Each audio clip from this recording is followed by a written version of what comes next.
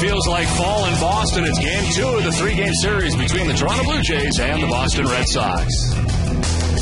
Hi again, everybody. I'm Don Orsillo, and welcome to Red Sox Baseball. Well, the Red Sox last night losing to the Jays, and a big night for Jose Bautista, who got another home run. He's now the single-season holder of home runs all-time for the Toronto Blue Jays, moving by George Bell. We break it down team by team, and last night with his 48th home run, he's now hit 7 against the Red Sox. His 7 home runs against Boston are tied for the most against any team, 7 also against Baltimore. Coming into the season, he had just 59 career home runs. He's hit 41 of his 48 home runs this season against right-handed pitching, and he has been amazing to watch. With some Major League Baseball news from the West Coast, here's Heidi Watney.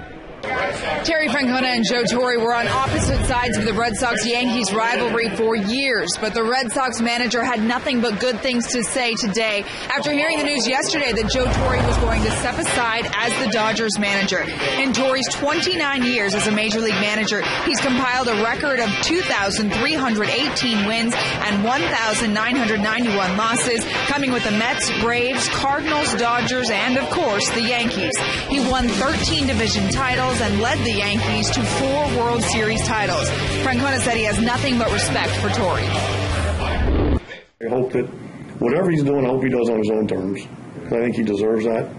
He's been doing it for a long time, and there's a lot of respect from a lot of people on how he conducts himself. So I hope he's happy with the decision he made. That's kind of what I care about. Don Mattingly will take over as manager for the Dodgers next season. Torre said his instincts told him it was time to go, and his contract was up as well. But you never know, he could turn up in another Major League clubhouse next season. Torre said if something interesting and exciting enough comes along. Don? Thanks, Heidi. Number 19 makes his 19th start of the year. We're back with the first pitch after this.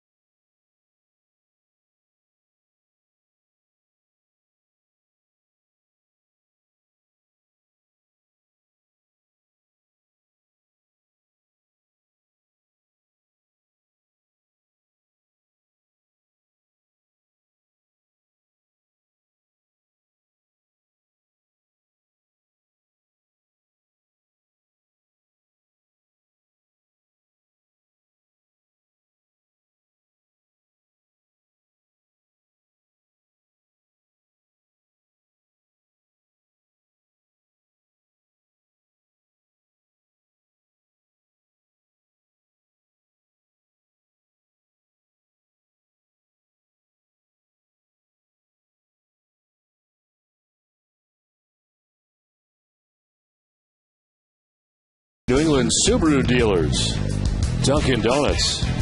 New England Ford dealers, Hager. And by Cooper Tires.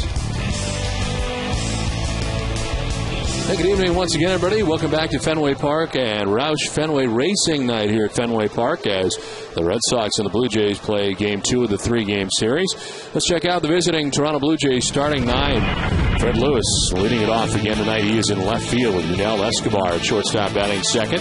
It is Jose Bautista in his 48 home runs batting third at third base. Vernon Wells in center field in the cleanup spot. Lyle Overbay is at first base with Adam Lynn, the DH, batting sixth. John McDonald at second base bats seventh. Jose Molina does the catching, bats eighth. And Travis Snyder's first appearance of the series in right field bats ninth. On the mound tonight for the Red Sox is Josh Beckett. We highlighted him off the top. It is his 19th start of the year. Comes in at 5-4 overall, a 5.83 earned run average. And opponent sitting at 282 against Beckett. Last time out, he did win, beat the Oakland A's, a 6-inning effort, giving up 3 runs and had 7 strikeouts in that outing against the Athletics. The defense tonight for the Red Sox, they'll have Adrian Beltre at third base, Jed Lowry the shortstop, Marco Scudero at second, and Victor Martinez the first baseman. Left to right, Bill Hall, Donnell McDonald, and J.D. Drew. And Jared Saltalamacchia are doing the catching for Josh Beckett. The Red Sox ranked 8th in the league, 96 errors on the season. Umpiring crew tonight, Sam Holbrook has the play calling the balls and strikes. Greg Gibson at first base, Brian Knight at second base, and Jerry Davis is the umpire at third. First pitch from Josh Beckett misses for ball 1, and we're underway. Cool temperatures here from Fenway Park tonight. As Fred Lewis gets it started, hitting at 265, 8 homers, and 36 runs batted in. They had 2-0. Lewis and the Blue Jays with a good night last night. Lewis was 3 for 4 in the game last night, scoring a run, had a walk, and a stolen base. Lewis who takes strike 1.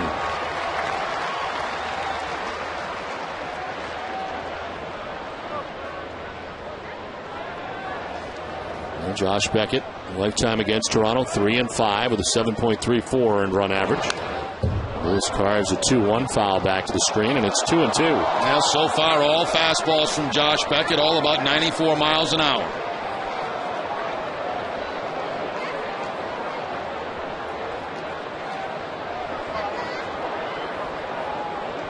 Beckett at Fenway this year, 2-2, with a 5.65 earned run average here at Fenway Park.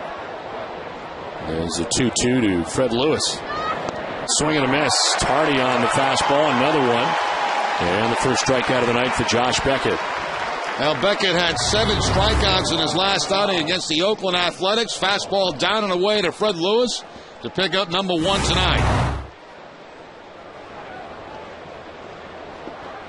So 1 down here in the first inning. Yunel Escobar coming up. The shortstop for the Jays. It's a 309, 4 homers and 16 runs batted in. Escobar in last night's game was 4 for 6. 2 runs, an RBI, and a strikeout. But part of the offensive attack here last night for the Jays. As Beckett starts off behind. Escobar, the former member of the Atlanta Braves, coming over here to Toronto mid-season.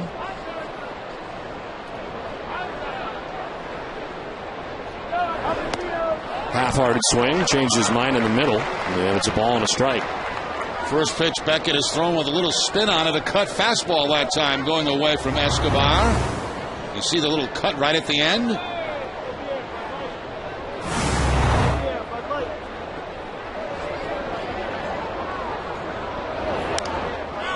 Popped up foul, backing out of play off to the right, and it's 1-2.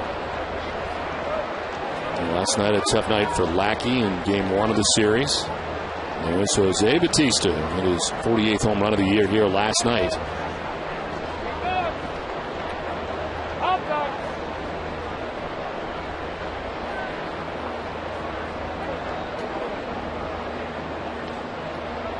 One-two from Beckett. Curveball snapped off for strike 3. Back-to-back strikeouts for Beckett. 2 down in the first. Well, the first curveball that Beckett features, and it's a beautiful one. It really bends the back right there of Escobar and picks up the inside corner. He'd seen all fastballs to that point and cut fastballs. First curveball he sees, certainly not ready for it. 2 down in the first inning, and Jose Bautista takes one outside for ball 1. Bautista now becoming the single-season home run king for the Toronto Blue Jays, and leads the majors with 48 home runs this year. 9 more than Albert Pujols, who is second in the majors. Fouled back, and then it's a ball and a strike.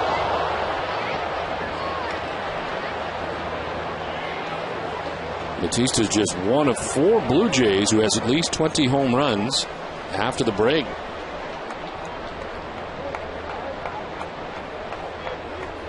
Jones Jose Cruz Jr. did it in 01. Carlos Delgado did it in 99.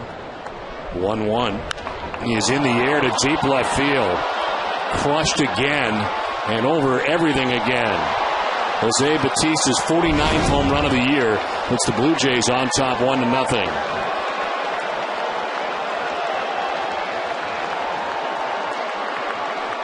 That is 8 home runs this season for Bautista against the Red Sox, and number 49 in the season. He gets the breaking ball, the curveball from Beckett, and he doesn't miss it.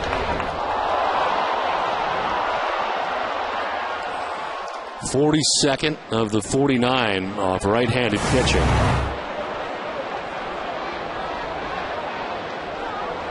Two down in the first inning, a 1-0 Blue Jays lead. And Vernon Wells takes ball 1. One of our key matchups tonight, brought to you by New England Honda dealers. Wells against Beckett, 12 for 35, 5 home runs, 343 against Beckett. Going in there for strike at 94, and it's 1-1.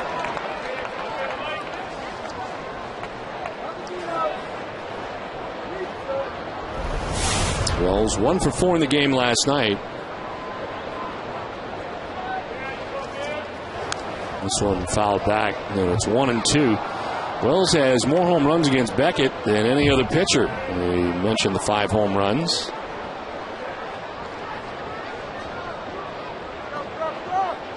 It's now the 19th home run given up by Beckett to the Toronto Blue Jays. 73 innings against Toronto, and on the season now, that is the 15th home run given up by Beckett. This is his 19th start, as this one skips in the dirt, and the count is 2-2. Beckett over the last 3 outings had not given up a home run, but he does here in the first inning. After back-to-back strikeouts, give up a long solo home run for Jose Bautista. 2-2 pitch. Just outside, and a full count. Beckett again to the cut fastball, and apparently just misses the outside corner.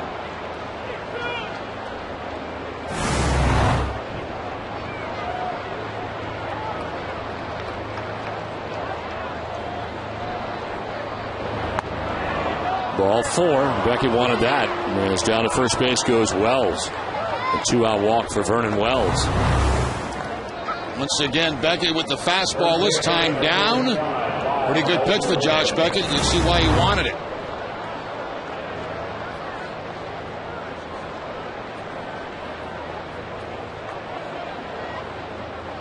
So 2 down, Wells at first, and Lyle Overbay the batter. 247, 19 homers, and 63 runs batted in.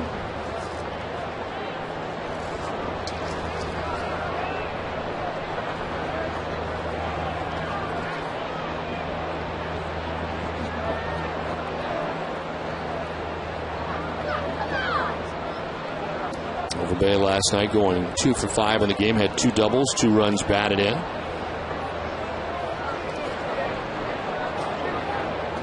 The Jays are just 11th in the American League with a .249 batting average as a team.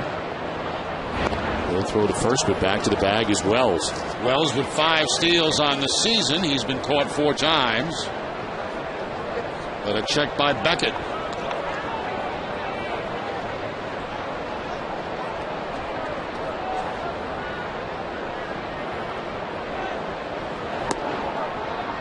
Down low for ball 1-0. Next pitch will be the 20th pitch of this first inning for Beckett.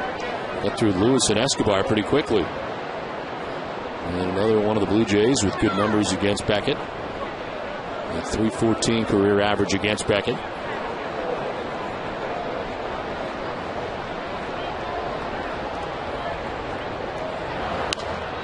Fouled off to the left, and it's 1-1 to Lyle Overbay.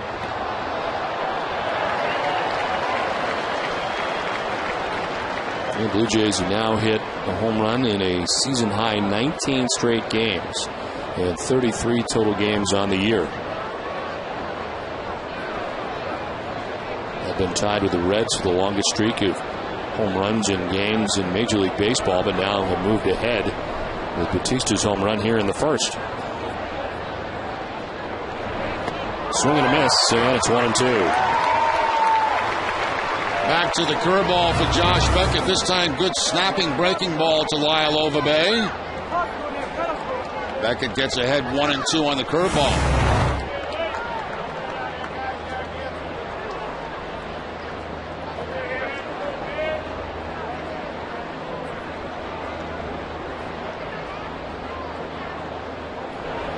Overbay fouls it off down by the shoe tops, 1-2. So the Yankees are out to an early lead tonight at Camden Yards in Baltimore. New York on top 2-0 in the first inning against the Orioles. CC Sabathia is scheduled to pitch against Jeremy Guthrie in that action tonight from Camden Yards. Jorge Posada with a 2-run single that has given the Yankees a 2-0 advantage. So Jared Saltalamacchia doing the catching tonight for the Red Sox and reeling off the signs for Josh Beckett. Here's a 1-2 pitch. There goes Wells, and this is back up the middle into center field. Wells touches second and heads for third. And all of a sudden now, the Blue Jays have runners at first and third with 2 down. Now Beckett shook off a number of signs. Finally, he wanted to throw the cut fastball. That's what he throws to Overbay. And Overbay takes it up the middle for the base hit. Cut fastball right over the middle of the plate. And with Wells off at first base, he has no problem making third.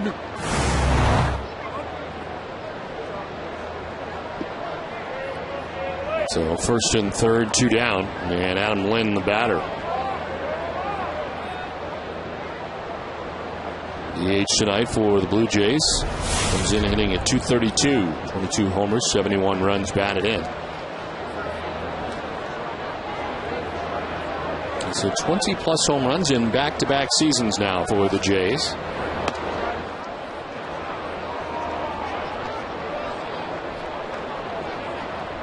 In his last 9 games, 3 homers, 9 runs batted in. He was 3 for 5 in the game last night, had 2 doubles. And bats with Wells at third base, cross the diamond to Overbay at first base, and 2 down here in the first.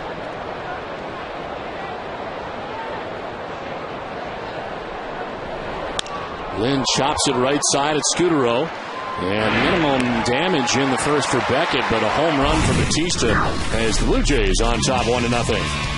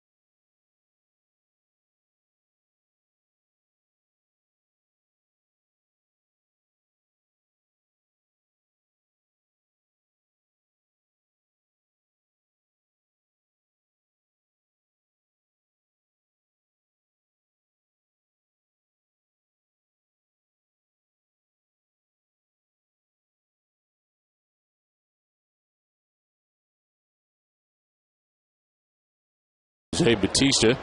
And have Ricky Romero on the mound tonight. His 30th start of the year. He's 12-9 with a 3.72 earned run average. 191 innings, 162 Ks. Opponents hitting at 241 against him. He lost last time out against the Rays, just 4 innings, giving up 6 runs. And mentioned off the top some tough numbers against the Red Sox in his career. He's 1-4 with a 7.88 ERA and 8 starts against Boston. He's actually faced the Red Sox more than any other team in his career. And here he goes again. Former teammate of his, Marco Scudero, who leads it off with a ground ball to shortstop. Yunel Escobar's throw is in time, and 1 down in the bottom of the first inning. Check out the Blue Jays, or rather the Red Sox starting lineup, brought to you by New England Chevy dealers. Marco Scudero is at second base, leading it off with Darnell McDonald in center field. It is Victor Martinez at first base, Adrian Beltre at third base in the cleanup spot. David Ortiz bats fifth, the DH, with Jed Lowry at short. J.D. Drew in right field, Bill Hall in left, and Jared Saltalamacchia does the catching. He bats ninth. 1 out here in the first inning for Darnell McDonald. You take strike 1. Darnell at 273, 9 homers, 32 runs batted in.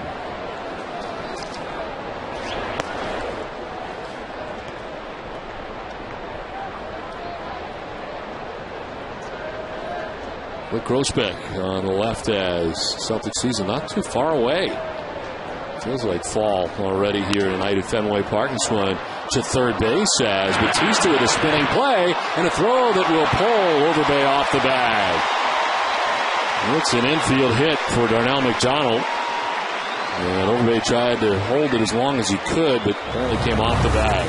Yeah, Bautista going far to his left, has to spin around and make the throw as he's spinning. And that's going to pull the foot of Overbay off that first base bag. Darnell McDonald hustling all the way, will beat it. Bautista can't believe it, but it's true. He did pull him right off the bag. So 1 out, 1 on, and Victor Martinez coming up.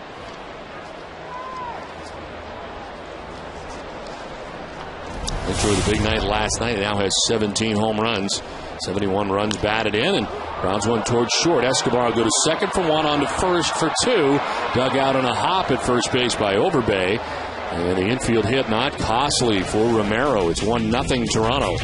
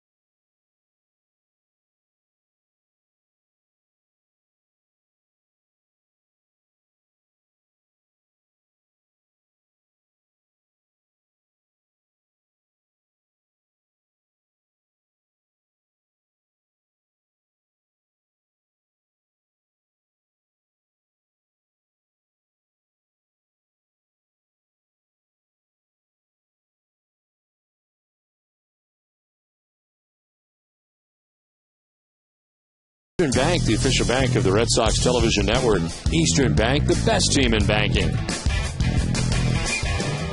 1-0 Blue Jays on top of the Red Sox. We head to the second inning. There's John McDonald, Jose Molina, and Travis Snyder.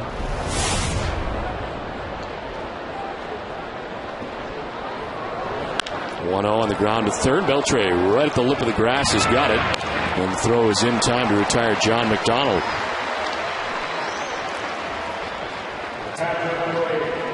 Well, John McDonald again tonight filling in for Aaron Hill, who was hit on the wrist last night, and they took a long time for the lineup to come out today. They wanted Hill to play to see if it was possible he could play because he has very good numbers against Josh Beckett. That ball hit hard by McDonald, but Beltre right there to make the play. One down for Jose Molina, who does the catching tonight. We saw John Buck last night. It's Molina tonight. A .250 average, 5 homers and 10 runs batted in. First time Beckett has thrown a first pitch strike in his outing. Molina grounds one softly to shortstop. Lowry has time with Molina running and throws him out. 2 down. Let's check in with Heidi.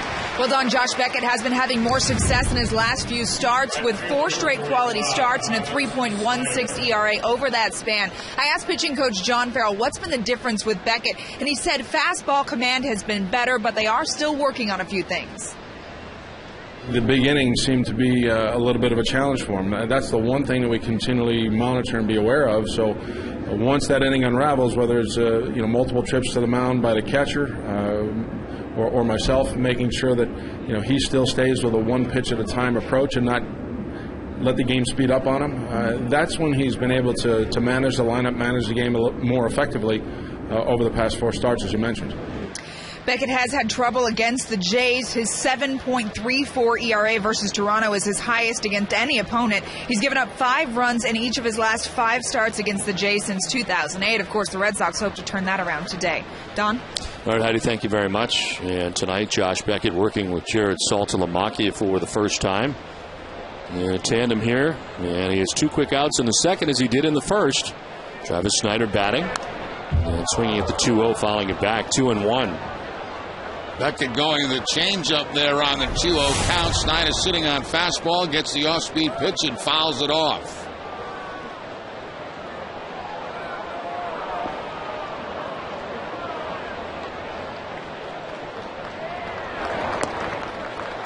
Missing away, 3-1. You had 2 quick strikeouts in the first inning of Fred Lewis and Yunel Escobar, but then the home run by Jose Bautista, the walk to Wells, the single for Overbay before he got Lynn to ground out. He's got 2 outs here in the second. No strike 2, full count.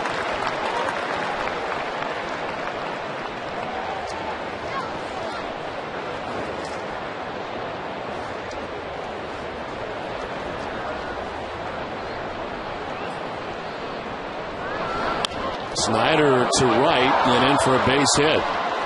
Andy Drew into play, and it's a 2-out single and the 3rd hit of the night for the Blue Jays. Well, second inning, Beckett's had the first 2 outs of the inning, and then now the base hit by Travis Snyder. Fastball comes back over the plate, up over the head of Marco Scutaro for the 2-out base hit.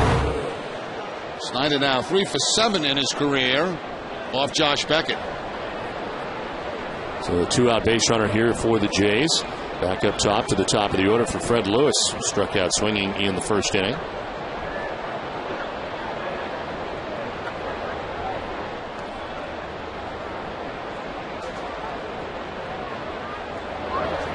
Lewis shows bunt and takes ball 1.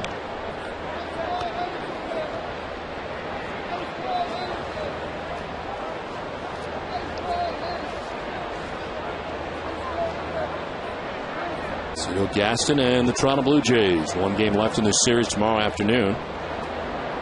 Jays with 74 wins on the year. They're 1 game over 500. It's inside for ball 2, 2-0. And in a lot of divisions, that would put them in a pretty good spot. They're in the wrong division, as they are 15 games back of the Yankees to start the night. 38 and 31 at home, 36 and 42 away from the Rogers Center. This is turned quickly into the seats.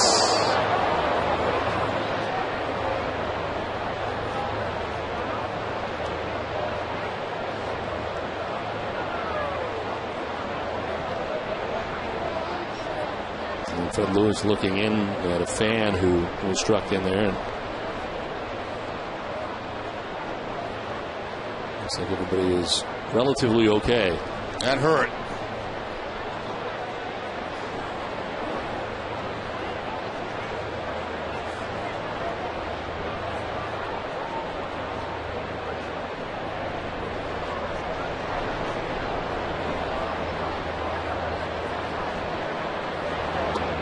Two one misses, and it's 3-1.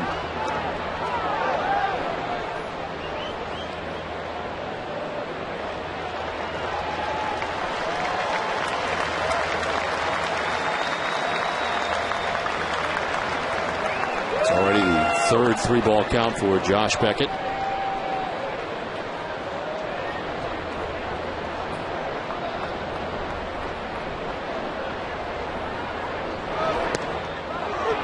There's a strike and a full count.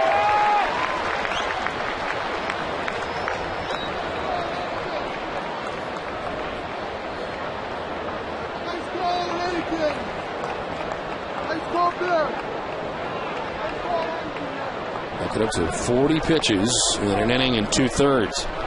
And then the single to Snyder. Victor Martinez playing behind him here in the 3-2 count. And Snyder will get a start at first base. Lewis takes strike 3. Second time he's down by way of the K. It's 1-0 Toronto.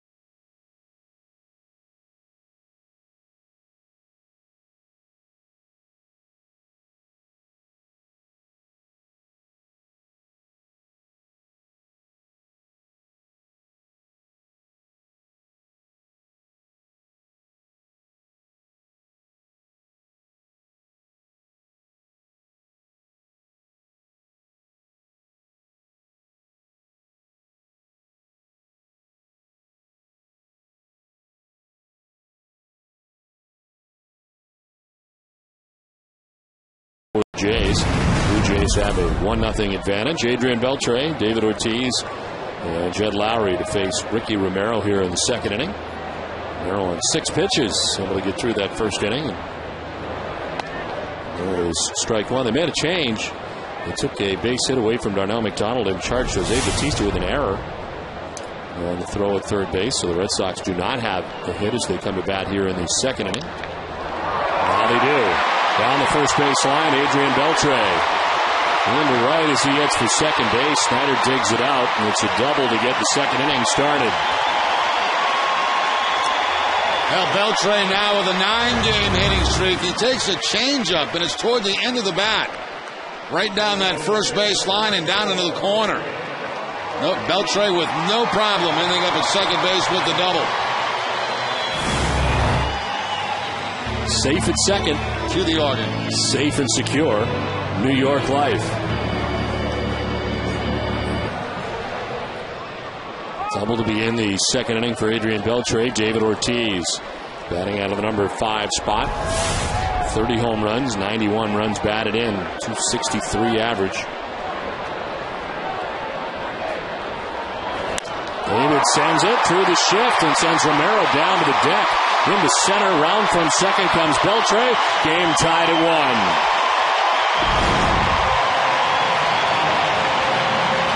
That line drive back up the middle had Romero diving to the dirt, and Beltre scores to tie the game. Yeah, they did not have the full shift put on David Ortiz, and he gets a cut fastball and takes it back up the middle. You see where the shortstop's playing. He's playing him to pull, but not in that full shift with the man at second base. And Ortiz continues his hitting streak now to 6 games. 8 for 20 during the streak, including a home run, and he has driven in the Red Sox first run. A 1-1 game now as Jed Lowry prepares on the right side. Lowry tried to hold up and was after that first pitch.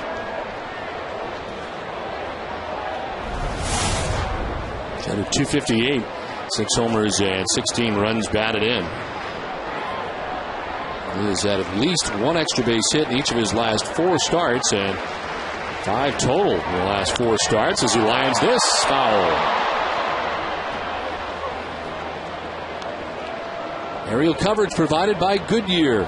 Fuel Max tires help you get there on less gas. I was going to say that the fuel in the blimp looked a little low. They just bumped it up and filled it up. They filled it up upstairs. There's some great shots tonight at Fenway Park as Lowry on an 0-2 fouls it off to the right. And it's 0-2.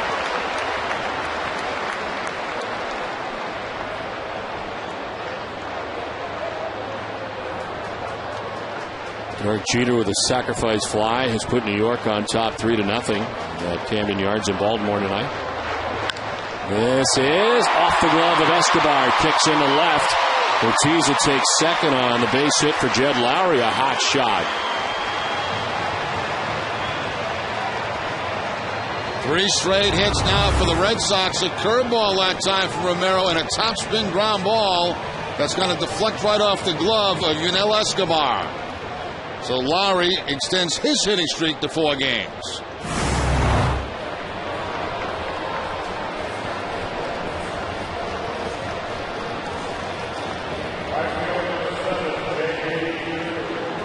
So 2 on and nobody out. And J.D. Drew coming up. He's returned to the Red Sox lineup.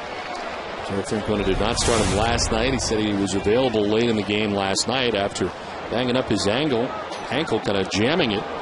Getting back to the bag at first base in Oakland. And was held on the bench during the Seattle series.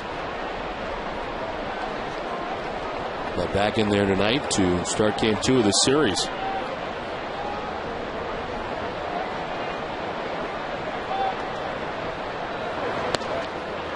Strike over the outside corner, 1-1.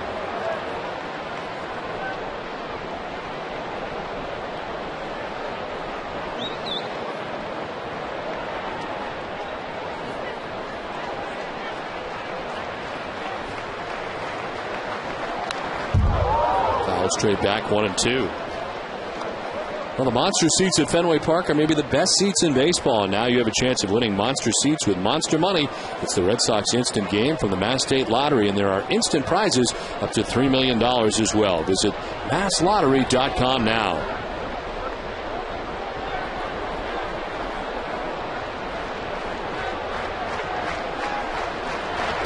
1-2 to Drew. Is ball 2, 2-2. Now Francona putting J.D. Drew back in the lineup against a lefty, but a lefty he's had success against. 444 average against Romero. With a home run. Red Sox have tied the game 1-1. Now have 2 on, nobody out. And a 2-2 to Drew. On the ground to first base. Overbay will go to second for 1. Back to first, and it's not in time.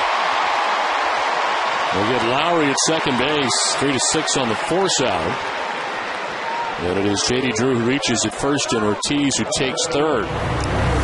Play was very close at first base. Closer than I expected. Overbay very quick to Escobar. and Romero doing the covering of the bag, and Drew had to really hustle down that line to beat it. There's Lowry trying to break up the double play.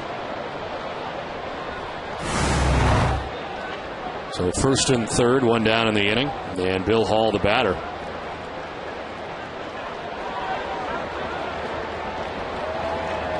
All struggling at the plate lately. He was 0 for 11 on the road trip for the Red Sox. And back in the lineup tonight as he takes strike one over the outside corner. He's 0 for 17 since the 8th of September, the last 10 days. And overall at .234, 17 homers, 41 runs batted in.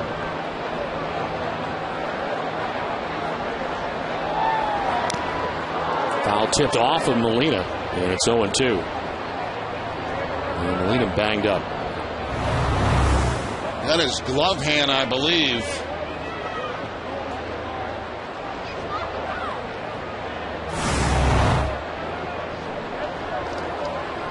Well, for every Red Sox game that goes into extra innings or the Red Sox get a save, CVS Pharmacy will donate $500 to Children's Hospital Boston. CVS Pharmacy is the official pharmacy of the Boston Red Sox. And is okay and ready to go here in the count of 0-2 to Bill Hall.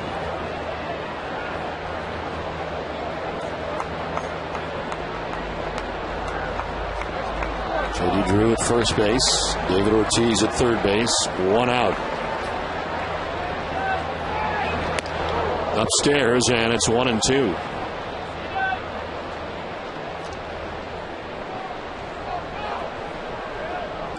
Well, against the Jays in the season series, some good power numbers for Hall. 4 homers and 11 runs batted in. And hoping to get it going here after what's been a struggle lately for Hall at the plate.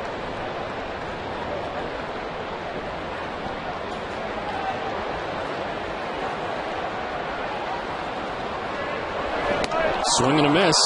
And he strikes out here. First K of the night for Ricky Romero. 2 down in the second inning. And the first strike comes on a changeup from Romero. Good action on that, going down and away from Bill Hall. So Romero 1 out away from getting out of some big-time trouble. 2 down there at the corners for Jared Saltalamacchia. Bats 9th. Saltalamacchia since joining the Red Sox hitting at 190. And tonight catching Josh Beckett for the first time. As he takes ball 1. 90 no homers, 2 runs batted in. 0 for 1 as a pinch hitter in last night's game.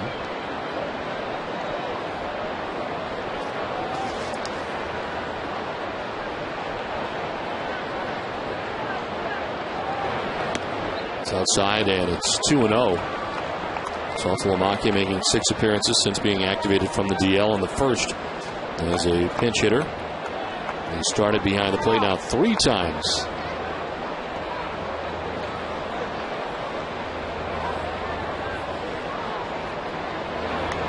Fouled straight back, and it's 2-1. And it's 2 for 12 against left-handed pitchers.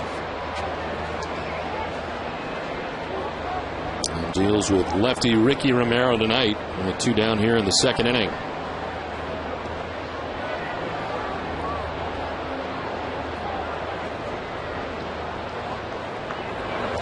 In the dirt, blocked by Molina, and it is 3-1.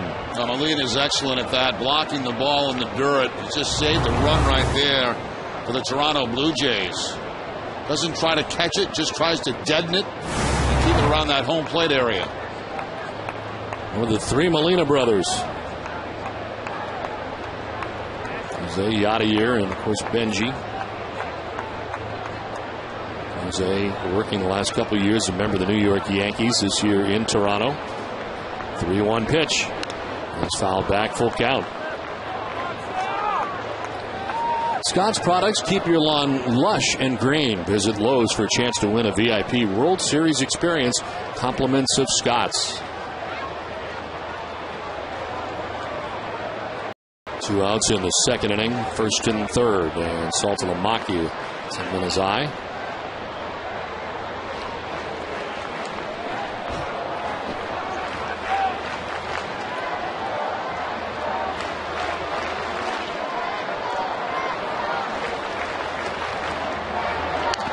Swing and a foul, and Molina gets it again. Couldn't beat up this inning pretty good behind home plate. Went off the hand, blocking the ball. Now gets his foul tip right off the foot.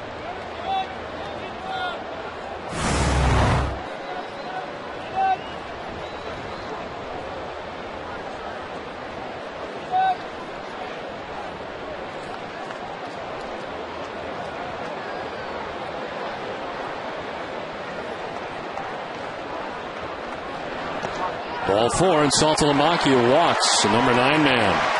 First walk given up by Romero of his outing. And this loads the bases with 2 down. So on the top of the order, Marco Scutaro coming up with 2 outs in the inning, bases loaded. Chance for the Red Sox to do some damage. They've already tied the game here in the second inning. And Marco Scutaro grounded out to his, I'm going to say counterpart, but now playing at second base is Marco. Fidel Escobar at shortstop made the play in the first.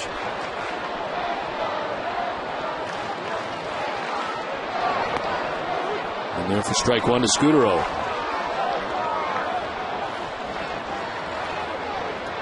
This year, with the bases loaded in this situation, fabulous numbers, 545, getting a grand slam. There's 2 career grand slams. Slice it foul off to the right.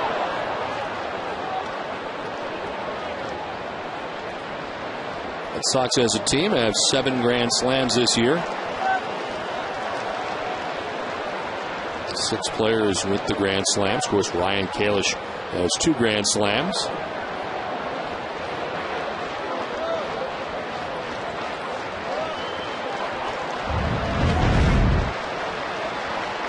Two outs in the second, bases loaded, game tied 1-1.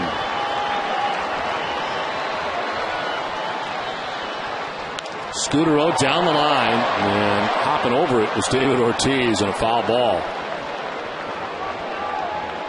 Ortiz, of course, in foul territory. Had the ball hit him, he would not have been out. Some fancy footwork by Big Papi down there at third base. Wouldn't have been out, but it might have hurt. It might have hurt, yes.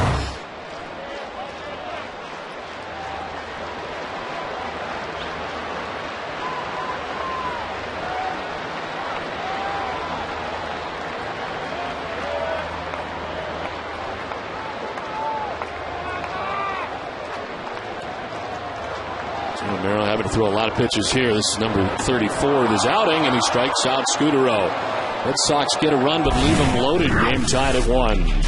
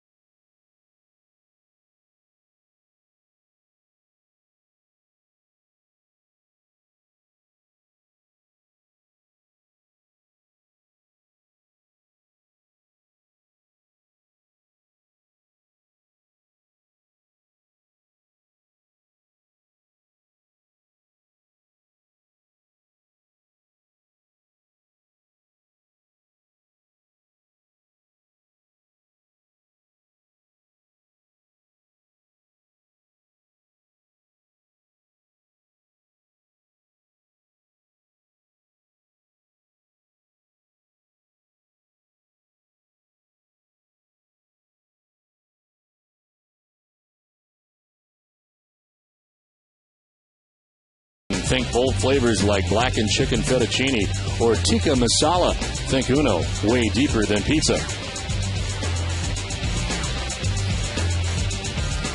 Third inning from Fenway Park. Game tied 1-1 now. And a fly ball to right field. As back goes Drew to make the catch right in front of the warning track. Yunel Escobar giving it a ride, but he's the first out of the third inning. Ball hit pretty well to the opposite field, but once again, a very good jump by J.D. Drew in right field and makes it look pretty easy.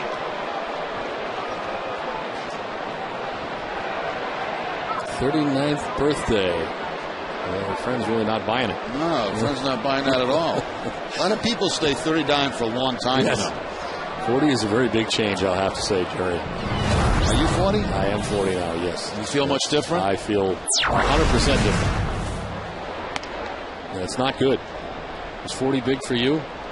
You know, actually 40 didn't bother me. Yeah. 50 didn't bother me. Mm-hmm. We'll see what happens when I roll around at 60. Mm-hmm. I hear from a lot of players that 30 bothers them because... Well, yeah, exactly. Because, you know, you can start to see the end of the road, yes. unless, especially like it's in Wakefield and pitched to you at 44. Which is very unusual. Yeah. Not much bothers me, Don. No, really. I mean, that's one thing I've noticed about you over the years. Not fazed by much. I'll tell you one thing. It's hot as heck in this booth tonight. Really warm. I think it's because I'm sitting next to the sun. I got a lot of mail recently, and fans were asking about the Yellow Jackets. I did wear the blue jacket, and I'm sticking to the rotation. I said I would wear the Yellow Jacket at least once this year, and here we are. And granted, it is after Labor Day, which, you know, technically this is wrong, but here it is. It's very bright, so, and it's very warm here. It does feel like I'm sitting next to the sun. To think that they wore this every week on Monday Night Football for a long time, and this was the jacket of choice. 3-1 pitches in there for the strike, and it's 3-2. I was worried about my eyes during the Open tonight, so I had to do some drastic changing to my normal appearance. You look like you were ready for the WWE, you know, with the sunglasses and doing the interview. This one is fouled down the right field line. It only became tricky when you had to read the graphic, and you really couldn't see the graphic with the sunglasses on. No, I'm lucky the camera wasn't on me, so I could take the glasses down and I could read what I had to read and then put them back on. We got through it. There it is. There it is. I mean, you can't be that close to that jacket without protecting your eyes. 3-2 is fouled back above us. So you won't see it again. This is it. This is it for this year. Yeah, we ran the blue one out there last homestand, and now we've worn the yellow, and that's a wrap in 2010. We'll see it again, hopefully, in 2011. Yeah, but we got to see them more spread out next year. Yes. Well, before Labor Day. Yes. We got towards the end of the year, and we don't want to miss out. The full rack has been worn this year.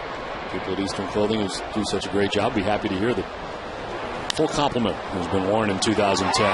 Beltre corrals it at third and fires across for the second out of the inning. Well, Beltre almost lost that ground ball in the lights and bounced up, and you can see him battling the lights, but he still is able to make the catch. Watch Beltre look up. Now the lights get involved right there, but he's still able to make the catch and then make the throw to first base to get the out.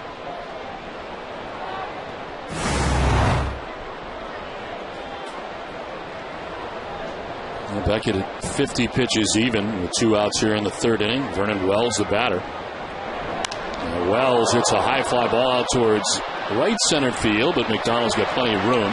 Makes the catch. It's a 10-pitch, 1-2-3 third inning. Tied at 1 after 2.5.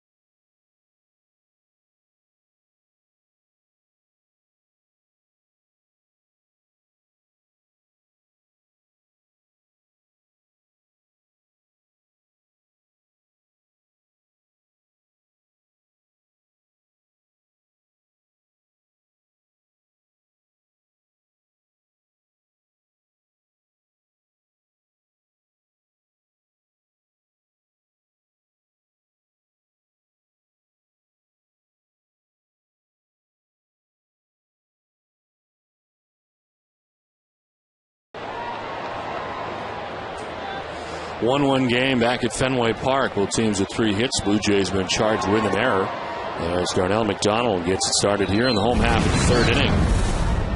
He was initially granted a base hit in the infield, but scoring change later. They charge Batista with an error at 3rd.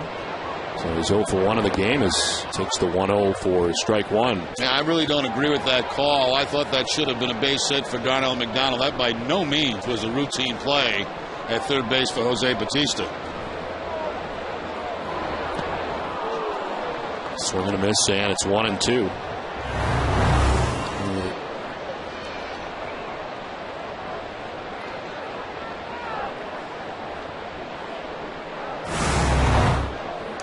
This 3rd inning has been a problem spot for Romero. He's given up 25 runs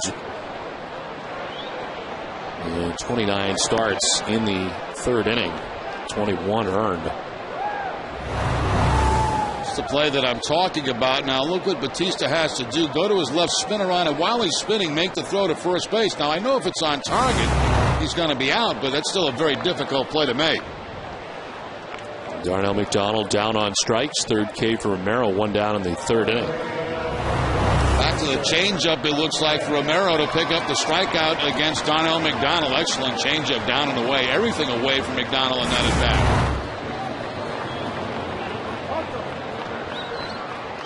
bat. 1 out in the 3rd inning. Victor Martinez got it into a double play in the 1st inning. 6-4-3 to end the 1st.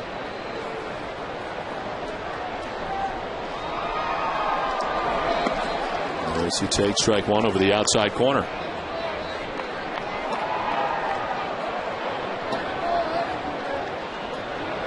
Last night his 6th career multi-home run game. 3rd this season for Victor Martinez.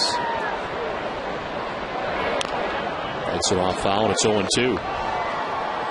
But tomorrow night at 10, catch this week's installment of Pocket Money presented by Ace Ticket. It's the 2nd season of More Money, More Fitzy, and More Man Love for Tom Brady. Test your sports knowledge now at messin.com/pocketmoney.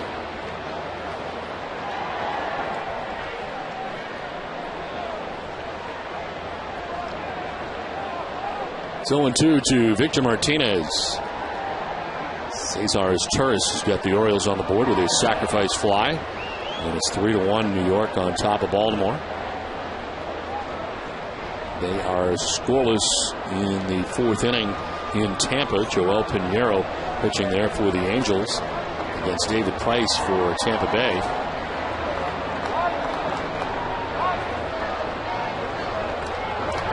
This is on the ground. The shortstop Escobar makes his way towards 2nd and throws a bullet to 1st for the 2nd out of the inning. Let's check in with Heidi. Well, Don, as you mentioned, Ricky Romero has faced the Red Sox more than any other team in his career, and he's not had a lot of success against Boston. I asked his former teammate Marco Scudero for a scouting report on Romero. I think he has 3 or 4 quality pitches. His change is real good, so when he changes on, he's one of those guys which he can mix his fast with his change and his curve very good. So, and also he throws a little hard, so it's kind of hard to see him change and hit the fastball. So I guess look for a pitch and try and go to the moon. This is Romero's 4th start of the season against Boston. He's 0-1 with an 8.22 ERA versus the Sox in his previous 3 starts this season. Don? All right, Heidi, thank you very much.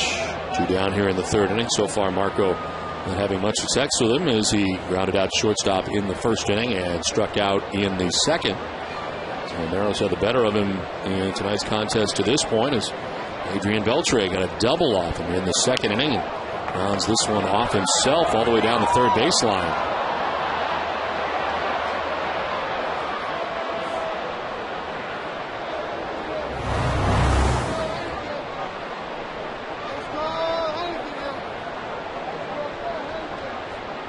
Hard to see where that got Beltre. Looked like right just above where he has that padding down around the shin.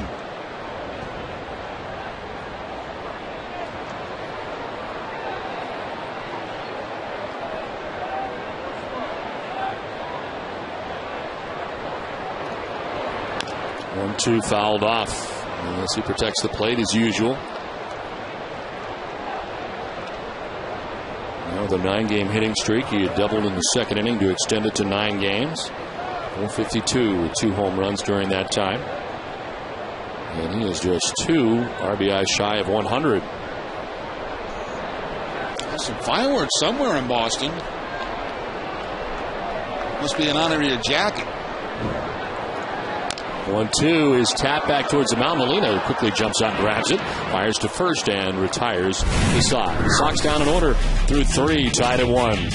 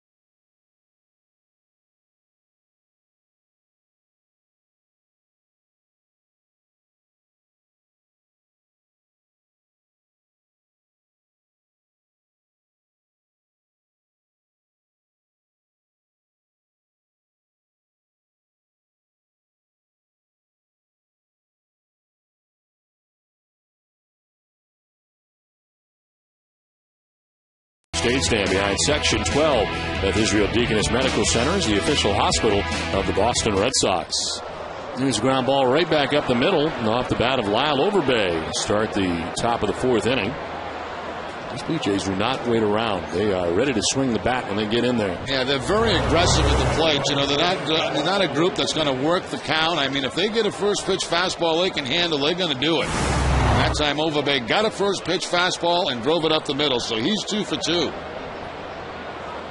Those singles to center field, and there's 2 of the 4 hits the Jays have. Lead runner on for the first time in the game for Toronto as they bat here in the 4th, and here's Adam Lind. Grounded out to second base in the 1st inning.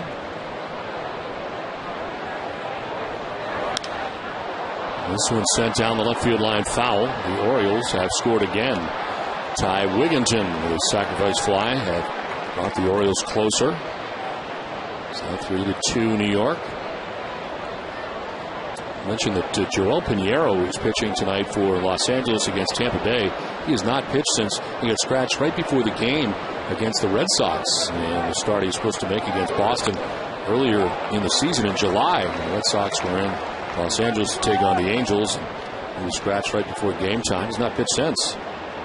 It was July 21st was his last start.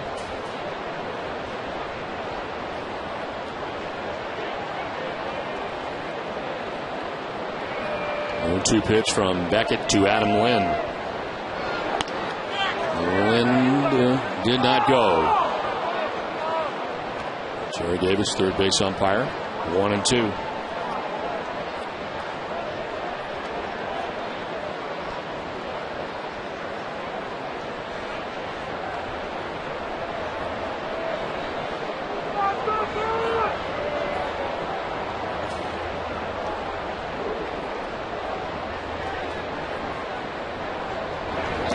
In the dirt and smothered by Saltalamacchia. It's 2-2.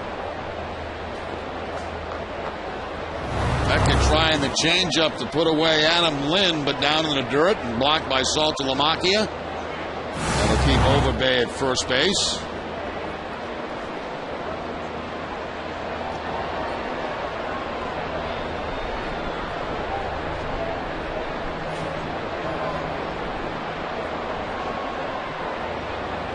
Beckett ready with the 2-2. It is the breaking ball, and it's fouled off. Runs at 2-2.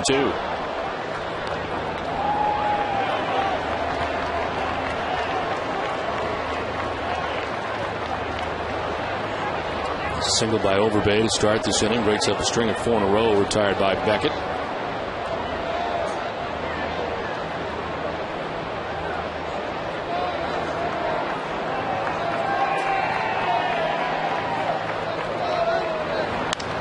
In the air to right center field. Hit sharply. Back goes McDonald. Still going into the triangle. It'll one-hop the wall and then jump into the seats, which will actually be costly to the Blue Jays. That would have scored at least the run, but instead he gets up into the seats and it'll be second and third with nobody out. As they'll send Overbay back to the bag at third, so a break for the Red Sox. Yeah, Adam Lynn gets a fastball inside from Josh Beckett and pulls it down to that 420 mark where it bounces up off the center field wall and into the stands for the ground rule double. So you're right, they'll have to send Adam Lynn back to third base. Or excuse me, Lyle Overbay back to third base, and of course Lynn's at second. Overbay was standing at the plate when he got the news from home plate umpire Sam Holbrook. So second and third, nobody out. And a breaking ball to McDonald that misses inside. Well, Lynn sending that. He got down on the count, 2 strikes, and sends it to the deepest part of the ballpark out there. And second and third with nobody out. John McDonald grounded out to third base in the second inning.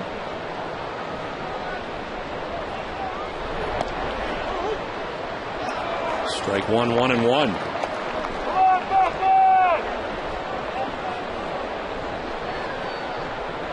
Overbay at third and Lynn at second. And nobody out here in the fourth inning.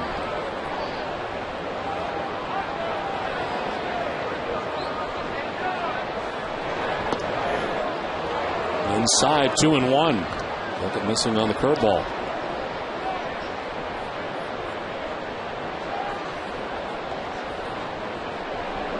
On deck is Jose Molina working towards the bottom of this Blue Jays order. And a very big opportunity for them here in the fourth inning.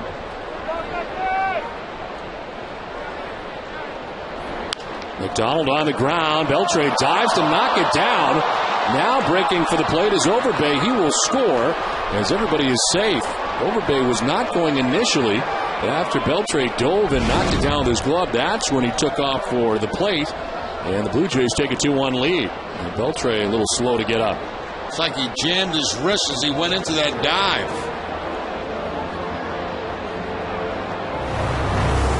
Beltre going into the dive, and watch that wrist now. Let's see if it rolls over. It does. Ooh.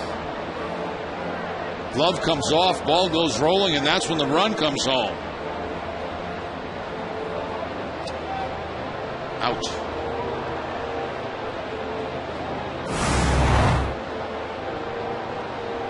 Greg Barajas, the Red Sox trainer, out to check on him.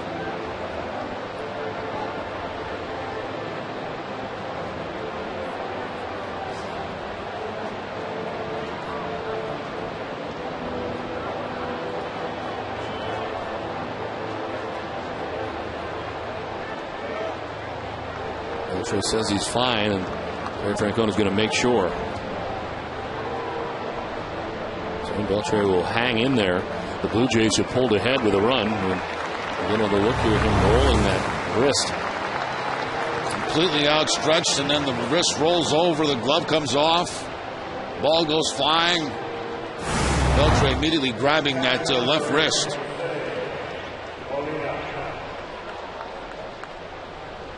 So 2 on, nobody out. A run in for the Jays, and Jose Molina the batter.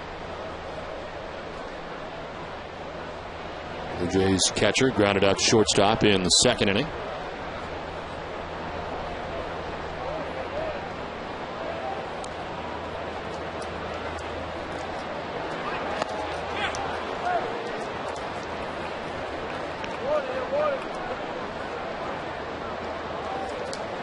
Toronto Blue Jays, the last in the league in sacrifice bunts, and that time Molina was squaring around with the first and second situation and nobody out.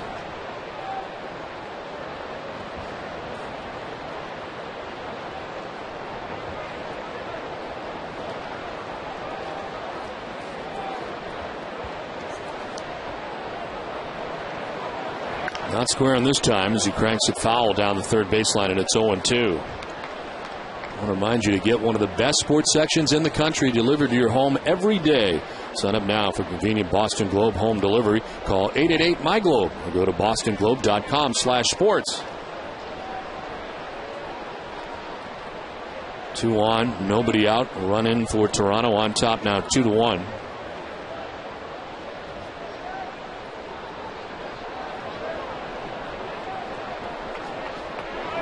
Molina with a swing and a miss. Beckett needed that, and he strikes out Molina for the first out of the inning. Yeah, one attempt at the bunt. They took it off, and then he puts him away on 3 pitches. There's that good snapping curveball from Beckett. More of that 12-6 style curveball.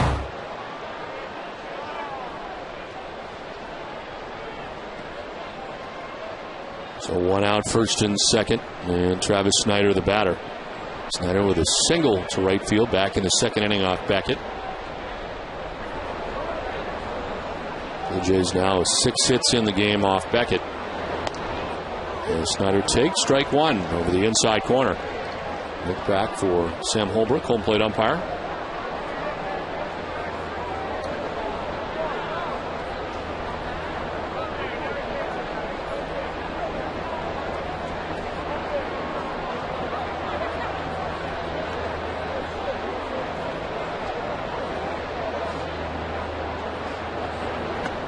Swing and a miss, and it's 0-2.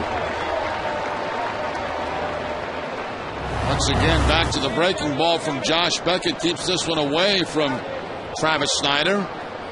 So he's thrown him a changeup so far inside, and that breaking ball away.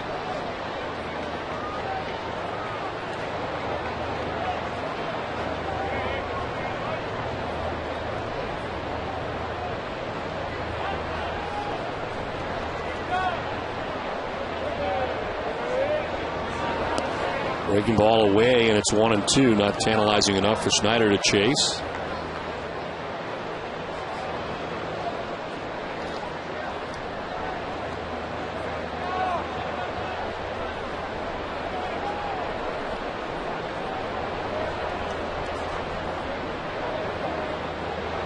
Snyder, a first-round pick in 2006 by the Blue Jays.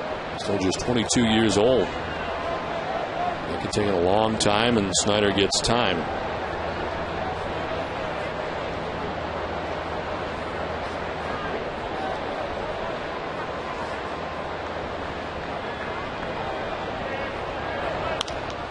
Line down the left field line. It is a foul ball.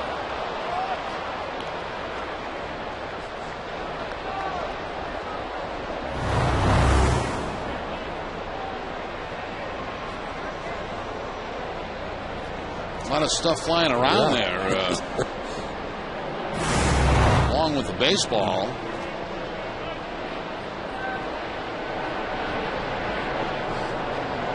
Another chance here for Snyder with a count of 1-2.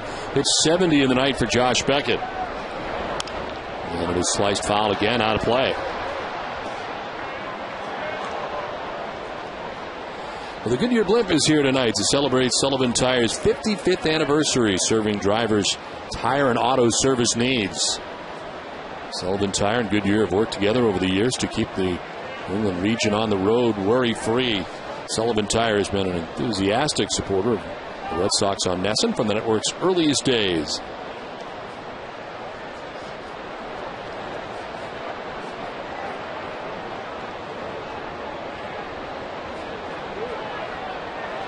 One-two to Snyder, and again Beckett in this waiting game that he has done a lot of over the last year plus. Looks like Beckett didn't want to make a pitch that time. He was just looking back 3 different times, I think, waiting for the hitter at home plate to call timeout.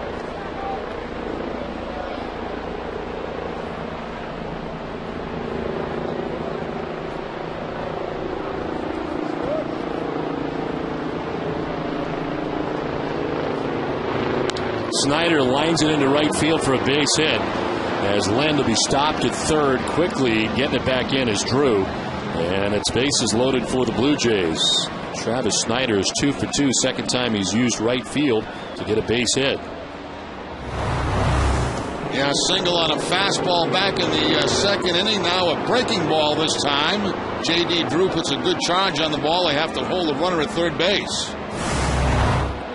And Snyder's had success against Beckett. He's now 4 for 8 in his career against Beckett. A bases loaded opportunity here for the Jays, meaning at the mound, and Fred Lewis will be the next batter for the Blue Jays.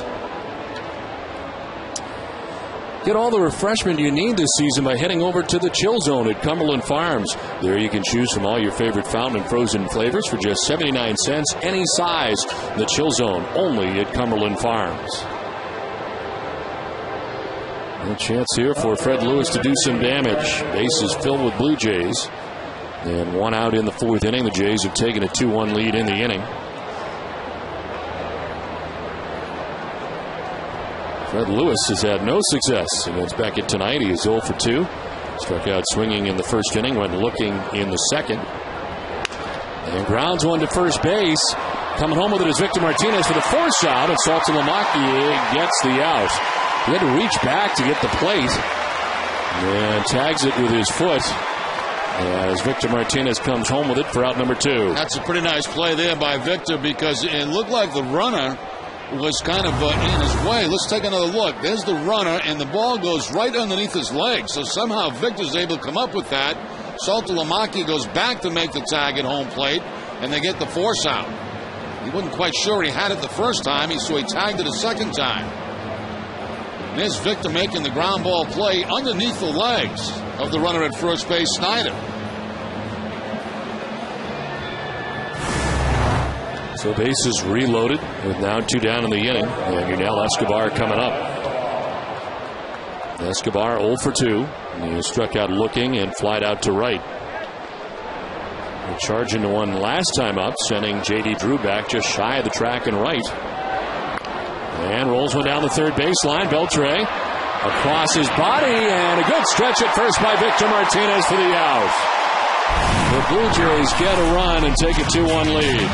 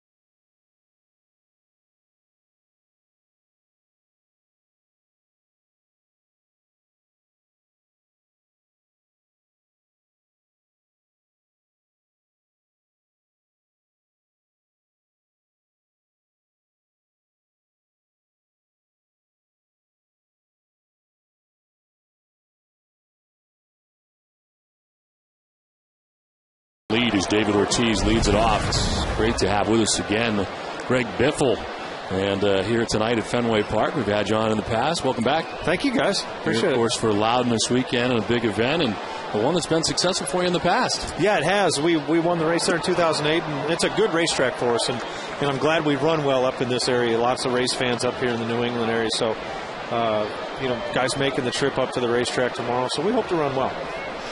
What makes Loudon different than some of the other tracks? Loudon is a really, really flat racetrack, and that's what makes it so challenging. Super flat racetrack. Of course, part of the Roush Fenway Racing Day here at Fenway Park, which occurs every season. And this kind of year for you is getting it kicked off. Where do you go from here after this? We race here at Loudon this week, and then we go to Dover, Delaware next week, and then on to Kansas. So that's our first 3 races of the playoffs. And it's just, we got some really strong tracks for our team coming up. So we're hoping to get off to a good start. You're number 7 right now, right? Yeah, we're 7th in points and 1 win on the season. So 7th, and hopefully after tomorrow we'll be a little higher than that. 2 balls, 2 strikes to David Ortiz to get it started here in the bottom of the 4th inning. And a ground ball to shift on. It is the shortstop in this instance, and Escobar throws out Ortiz. Weather-wise, does it make a difference to you? Yeah, it really does. Of course, we can't race in the rain, so it's got to be dry. But, the temperature does make a difference, and it's been really cool and overcast the first 2 days of practice. Actually, this afternoon it started to heat up a little bit. So, tomorrow I think it's going to be sunny, mid-70s. So a little bit warmer than what we've been practicing on. So I'm curious to see what the changes are going to be in the racetrack. Well, Jerry had the chance a couple of years ago. Carl Edwards to get into the car, and I think he scared him a little bit, but he really enjoyed it. I did. It was a lot of fun. He took me up there, and he took me for a ride around the track up at Loudon, and we're about that far from the wall. Yeah, we are we hope we're that far from the wall. Sometimes we're a little closer than that. Well, I could only imagine, and it was just us going around the track. I can only imagine with massive amount of cars going around the track that small. It's like it's going to be incredible. Yeah, it is. It takes a lot of concentration. Guys below you, behind you, and then the cars will move around a lot. You've drove down the freeway and been behind a big semi truck, and you can feel the car shift around. Yeah. Well, the car will do that. Because we're going 160 miles an hour there. That's a little track, 150. Yeah. So, behind cars, in front of you, behind you, car will move around. Well, you finished first in the Sunoco Red Cross Pennsylvania 500 back on August 1st. Tell us a little bit about that. That'd be a special day for you. Yeah, it was. It was a great day for us, and we had been winless on the season. Ford had. And so was Roush Fenway. So that was a big relief for us to get into victory lane, and it was a great day, great race. We just hope to get a few more of those this season. Jed Lowry strikes out with the second out of the inning. How did you get started in this right out of the gate? I started racing local Friday, Saturday night racetrack like a lot of guys do. And I started in the Northwest. I grew up in the Northwest. And just, my dad and I put together a street stock car and went out to the racetrack on Friday, Saturday night. I enjoyed it a lot, so I just kept doing it and moving up through the divisions and finally got my opportunity. Well, Jerry and I get rental cars virtually everywhere we go. And since Jerry's experience with Carl Edwards a few years ago, he now thinks that he's a NASCAR driver as well, except he's on the road in many of the different places. But the experience hasn't really left him yet. Yeah, and without a helmet, right? No helmets, no, yeah. Not a lot of my car. Well, the problem is out there on the street is not the 42 other guys that are around you don't quite aren't doing what you're thinking about doing. Exactly. So that can be a problem. Actually, he's making it sound a lot worse than what it was. On a personal note, you and your wife set up a foundation many years ago. Tell us about that. Yeah, we have an animal foundation, and we help a lot of no-kill animal shelters, spade and neuter programs, and help get these homeless pets off to good homes. And we spend a lot of time working at that, and I really enjoy it. We have 3 dogs ourselves, and we do a NASCAR pet calendar every year. And, of course, we just got it done, and it's out now, available for our 2011 calendar. So it's NASCAR drivers and their pets. And it's a nice touch because it's kind of behind the scenes. People get a chance to see what the drivers do behind the scenes. So GregBiffleFoundation.com. Let's go check it out. Now, I know you guys are a team, but how competitive are you within the team? We're super competitive. And, Carl and Matt are in the chase as well. So, I just hope that one of us is able to win the championship. that'll be so nice for our company this year. We're just really working hard on it, but we're all competitive, Well, Greg Biffle, we thank you so much for coming up. Greg, see you. Good luck tomorrow. Absolutely. Thank you, guys. Appreciate it. Drive safe. That's right. You too. Yeah. Good advice. That's right. Well, Greg Biffle here as part of the Roush Fenway Racing Night at Fenway Park, and wish them luck tomorrow at Loudon. As the Red Sox here trail the Toronto Blue Jays 2-1, a 2-out base runner. And J.D. Drew walks here in the 4th inning, and Bill Hall stands in. He struck out swinging in the 2nd inning, 0 for 1. This is line down the left field line, and a foul ball into the corner. Bill Hall, who's had a struggle lately, struck out his first time up back in the 2nd inning. The Yankees have added a run in the bottom of the 4th inning. Derek Jeter with his 2nd RBI of that game, and New York with a 4-2 advantage over the Orioles after Baltimore had crept closer to make it 3-2. It's now 4-2 New York. And Tampa Bay has a 2-0 advantage at home. Reed Brenyak has a 2-run home run at Tropicana Field, and Tampa Bay with a 2-0 lead. David Price has given up just 1 hit in that outing tonight for the Rays. 2 outs here in the 4th. Drew at first, and an 0-1 pitch will have to wait as they check on Drew at first base.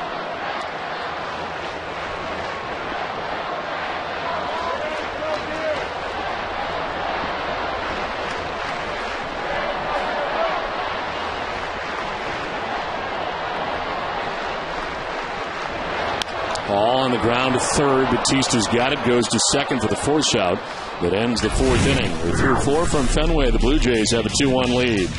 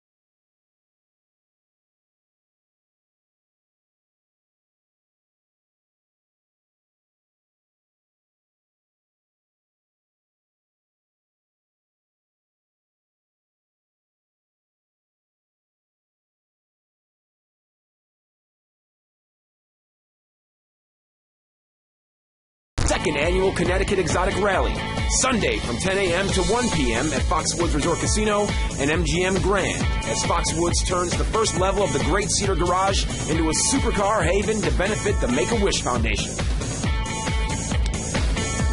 Top half of the 5th inning, Blue Jays on top 2-1 as Jose Batista leads it off for Toronto and takes strike 1 over the outside corner.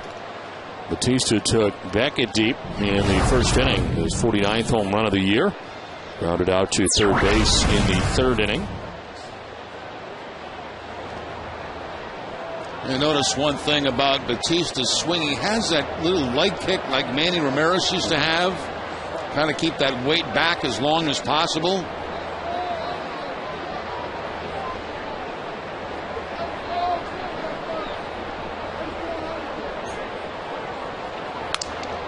Broken bat, it sounded like it, or at least towards the end of it, and a base hit into left field.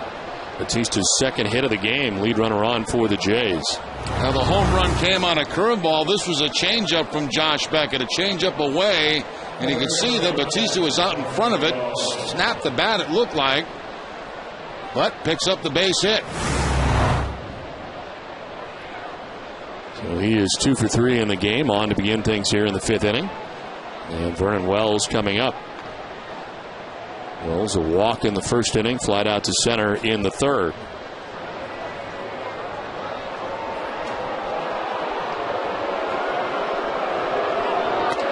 And pitch outside, ball 1.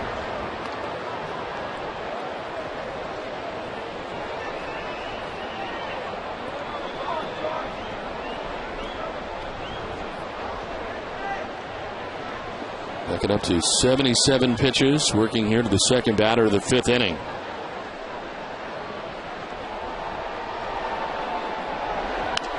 Wells fouling it off, 1-1.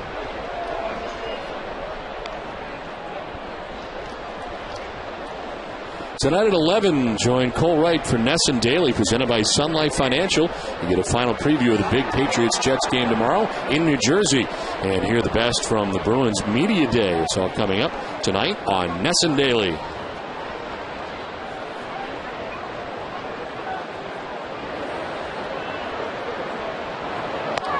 Outside, ball 2, 2-1.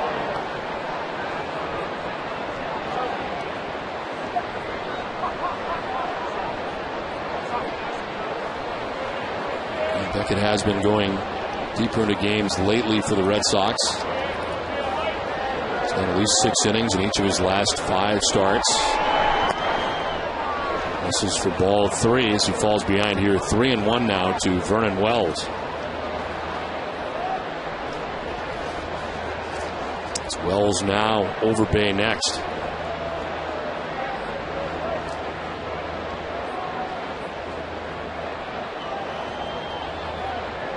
Second start of the year against Toronto. Give up 8 runs in 3 innings back in April. Ground ball to shortstop. Lowry to second for 1. On to first for 2. 6-4-3 they go on the double play. And there are 2 outs here in the 5th. Now this combination of Lowry and Scudero is working very nicely together from this different positioning. Shortstop Lowry, Scudero at second base. They've looked very comfortable in the double plays they've had to turn.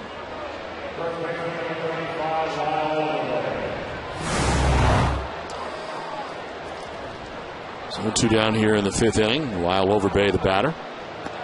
And a check swing that's in there for a strike. Sure, you'll be happy to know that they have changed that Darnell McDonald play back in the 1st inning to a base hit. I'm very happy to hear that because it should be. So a hit for Darnell.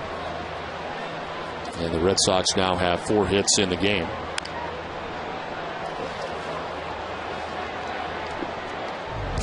Red Sox baseball on Nesson is brought to you in part by Eastern Bank, the official bank of the Red Sox television network. Eastern Bank, the best team in banking. I was confident they were going to change that because they never changed it on my scorecard. So you just left it there thinking they were going to do that. Yep. 2 down in the 5th. Overbay down in the count 0-2.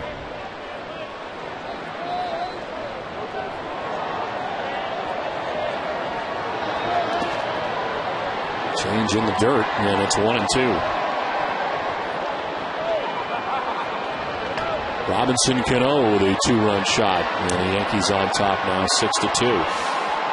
It's the 28th home run for Cano of the year, most by any second baseman in 2010, as he's had an incredible bounce. I don't want to say bounce back year, but he's had a great year. And a consistent one. You look back over the years, and Cano usually has either a good first half, a bad second half, or vice versa. And this year, it's been all year. Right from the beginning.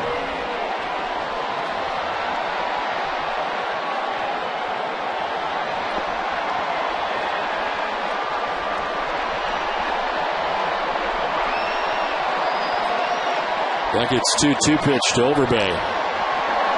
Curveball hit in the air to center. It's at Darnell McDonald. It's out there to make the catch in front of the track that ends the inning. Halfway through this one, it's 2-1 Toronto.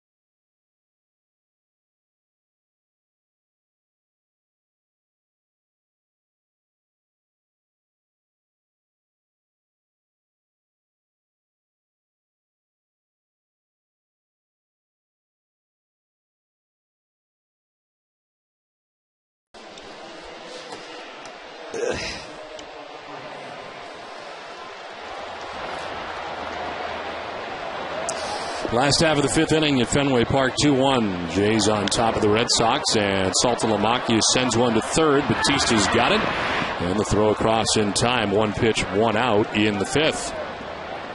What do you got for us, Don? Oh, it's time now for Twisted But True Fact of the Night, Jerry. The Colorado Rockies are in the middle of the National League West race, but Sunday, two Rockies may be paying attention to the NFL. Both Todd Helton and Seth Smith were both backup quarterbacks in college, both backup QBs with the last name Manning. Helton was a backup for Peyton at Tennessee and Smith for Eli at Ole Miss. Peyton and Eli's teams square off on Sunday, shortly after the Rockies close out a series with the Dodgers. Oh, it's twisted. T-Hard Iced Tea is the refreshing hard iced tea that tastes like real iced tea. Be a little twisted. Well, I got a heck of a day of football tomorrow, don't we? You got the Red Sox here at 1:30. Then you got the Pats and Jets. And then the Colts and Giants. Yep. The Mannings. It's going to be a good day.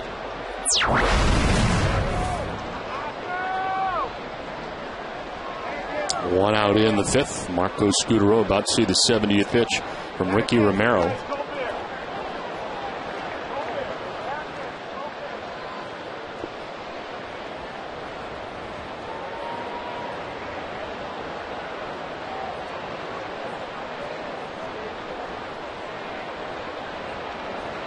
Scudero in the air to left field, sending Lewis back in front of the scoreboard to make the catch. He just kept going back and makes the grab right before the wall. Two down. Yeah, Scudero got tied up just a little bit. And that call caused that ball to fall just shy of that left field wall. Lewis going back to the wall, playing him like he's played here all year long.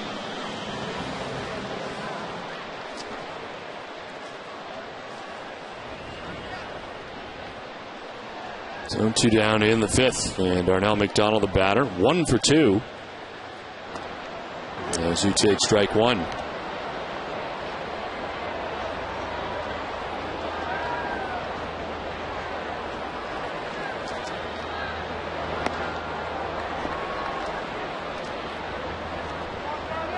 Red Sox Baseball in Nesson is brought to you in part by Eastern Bank. For each Red Sox win this month, the Eastern Bank Charitable Foundation will donate $500 to the Boys and Girls Club of Plymouth. McDonald grounds one softly left side. Batista to his left, throwed sidearm, and in time to retire McDonald. An 8-pitch inning. We played 5. It's 2-1 Blue Jays.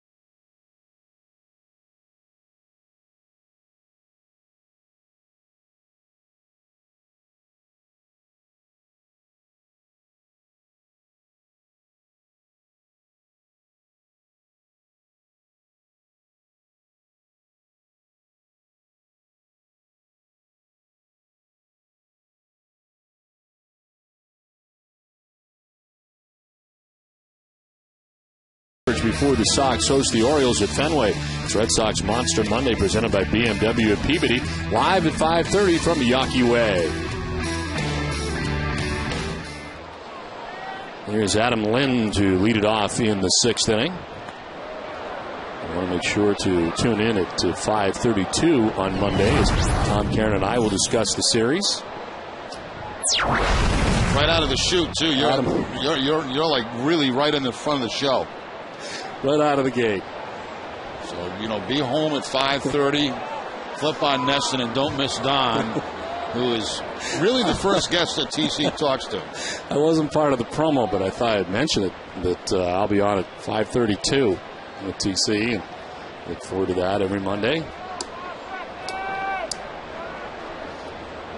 2-0 pitch to Lind. He is in the air to right. Drew going back, still going at the wall. It is over his head and off the short wall. Headed to second base is Lind with his second double of the night. Well, Adam Lind came into the game a .462 hitter against Josh Beckett, and he plants this one over the head of J.D. Drew, and as Don mentioned, his second double. So the leadoff man in scoring position here in the 6th inning.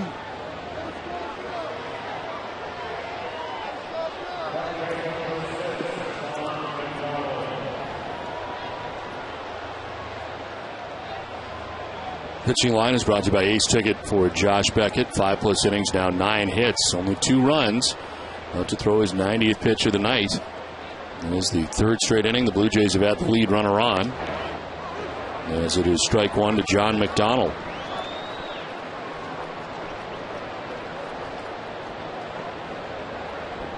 McDonald grounded out in the 2nd inning to third base.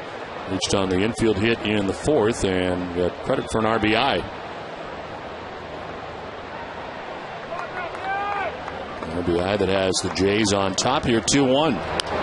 Lifts a fly ball down the right field line. Drew on the run towards the seats, but it'll get into the crowd about 3 rows deep. Time now for tonight's AT&T trivia question. Who hit the Red Sox 200th home run of the season in 2009? Well, the answer for you a little bit later. Tough question. It's pretty tough. Jared Saltalamacchia out listening to Josh Beckett. It's time for a game break, and Tom Caron, TC.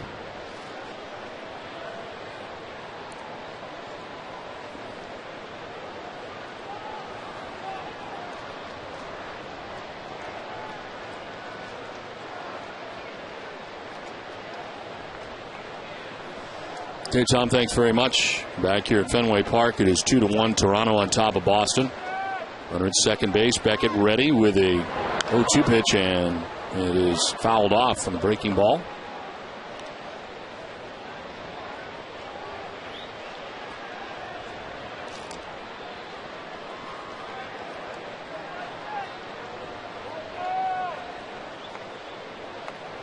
Juan Rivera with a 3-run home run, and the Angels have taken a 3-2 lead over the Rays. So back come the Angels. This ball 1-1-2. Yankees starting the night with a half-game lead over Tampa Bay. And New York, the lead that Tom Caron just told us about. Now L.A. on top of Tampa Bay. John McDonald from East Lyme, Connecticut, resides in Situate, Massachusetts during the offseason. Takes the 1-2 for ball 2, 2-2.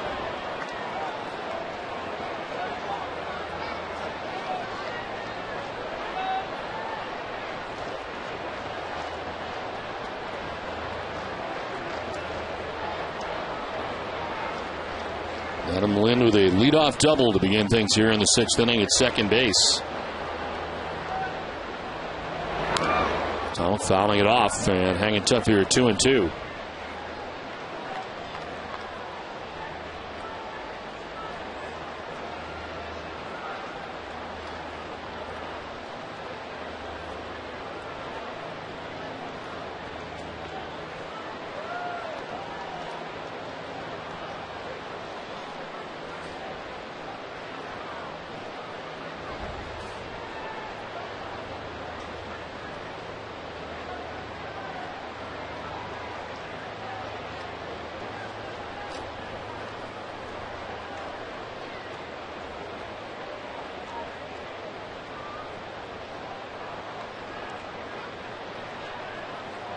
Beckett and Saltalamacchia have really had a tough time this inning, going back and forth quite a bit.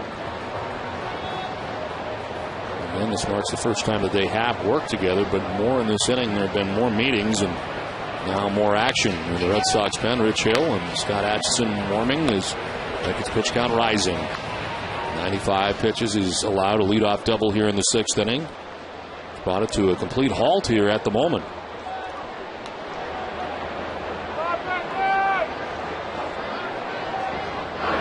McDonald with a soft roller down the third baseline. Beltre off balance with a throw. Throws it away into the photographer's well. And Lind will score. Second base awarded to McDonald on the errant throw. And the Blue Jays take a 3-1 lead. Probably go as a base hit and an error on Beltre on the throw. Little tap down that third base line. Beltre comes in as hard as he can. Feels it with his glove, but the throw's going to be behind the runner. And Martinez could not move off the bag because the runner was coming down in his direction.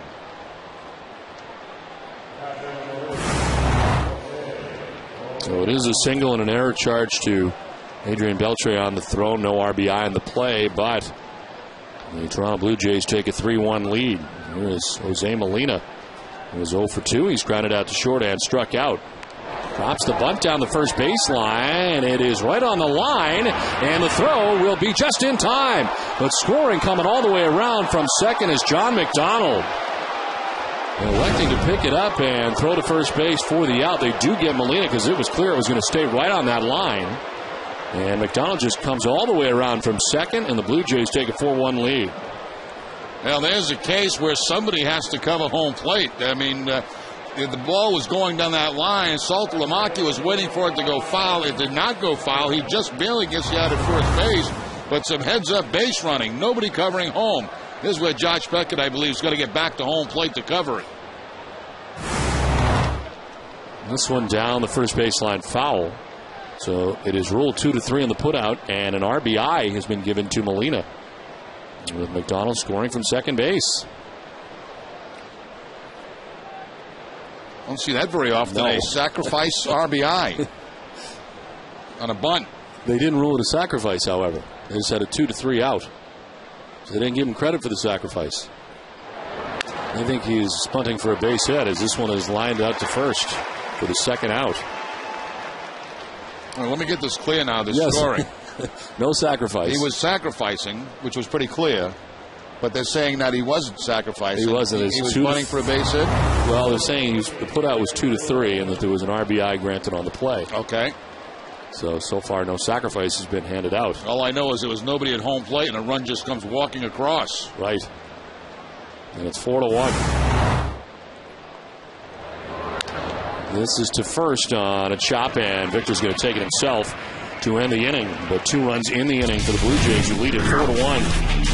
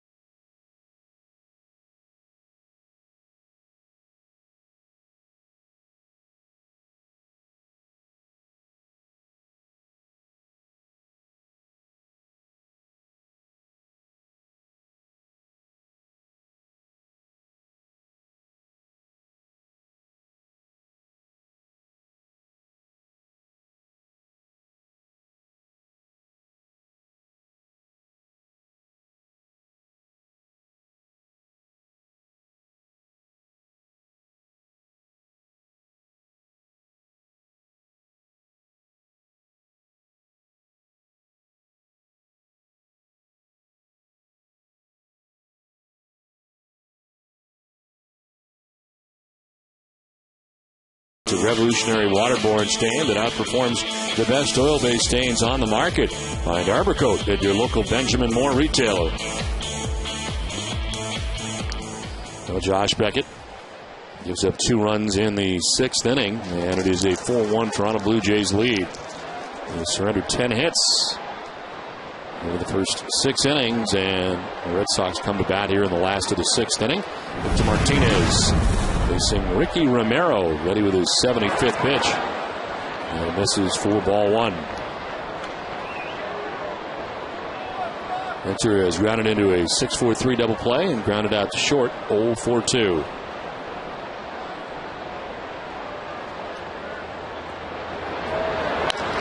This is off the glove. It shoots out to Escobar. May help out. And it's thrown to first. It does for the Jays. That was headed back up the middle. And Martinez retired 1-6-3. Sure was. Looked like it was going right back up the middle, then deflected right off the glove, right there of Romero, and it changes directions. Goes right to Escobar at shortstop, and it goes the 1-6-3 route.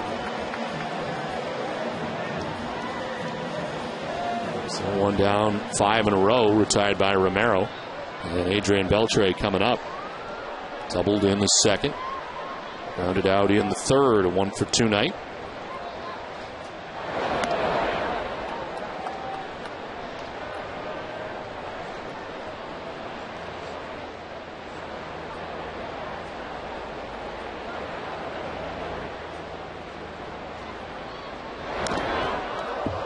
Swinging hard and going down was Beltre. 1-1, twisting right into the ground.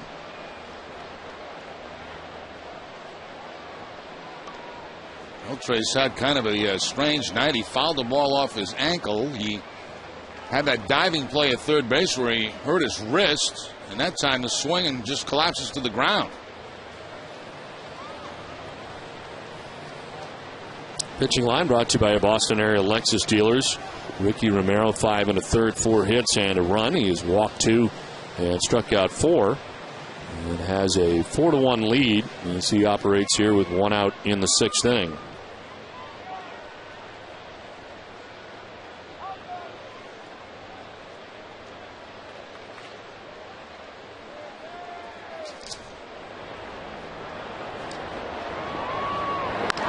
On the ground down the third baseline, a fair ball. Headed towards the left field corner. Adrian Beltre is headed towards second base. He can cruise in with a 1-out double. And his second hit of the night, both doubles.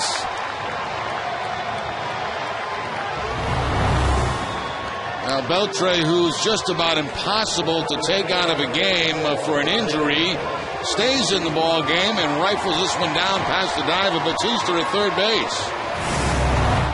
His double back in the second inning came on a changeup. That time was a fastball. Cue the organ done. He's safe at second, safe and secure. New York Life.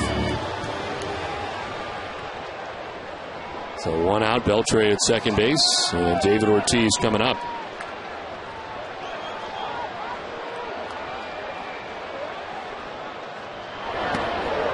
David takes ball 1.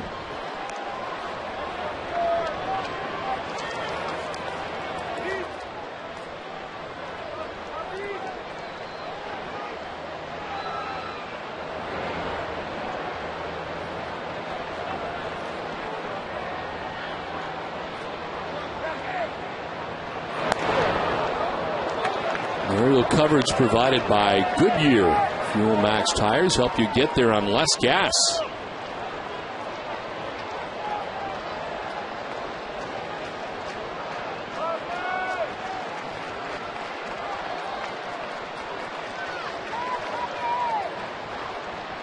Ortiz tried to hold up, but goes around, according to home plate umpire Sam Holbrook. And it's 2-1. Fastball up in the zone. Ortiz unable to check his swing. You can see him break his wrists on that shot there.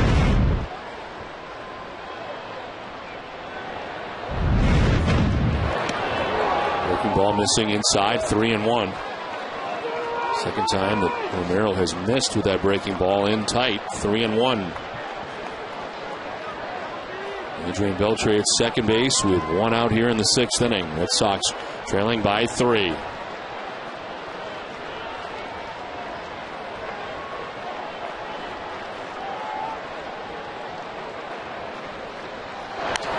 Ortiz pops it up, foul ground. That'll get back and out of play.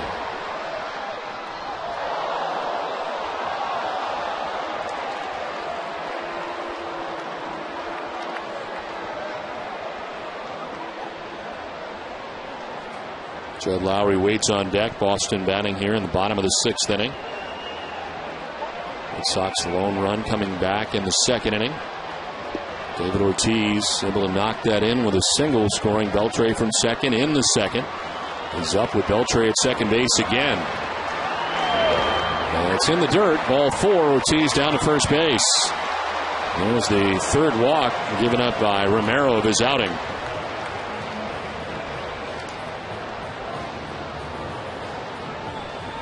Coming up tomorrow afternoon, it's Olympia Sports presents the Boston Globe Red Sox Game Day Live with TC and Peter Gammons. John Lester goes to win number 18, and Peter will weigh in on his Cy Young chances. That and more tomorrow at 12:30 only on NESN. 1 out, 2 on. And Jed Lowry, the batter, singled in the 2nd inning, struck out swinging in the 4th.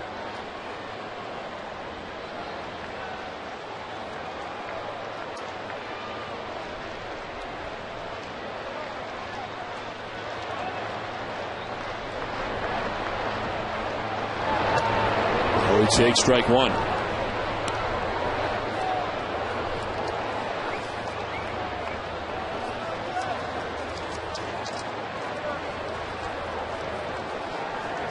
Beltre at second base, Ortiz at first base, 1 out in the 6th inning.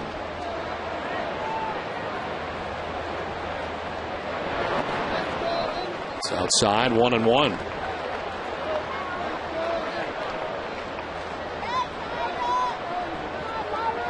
Last year, 13 wins for Ricky Romero in his rookie season.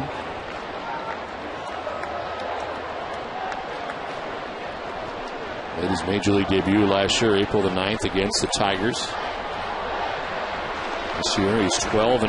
And tonight, trying to equal the number of wins that he had in his rookie season. Victory tonight and give him 13 on the year.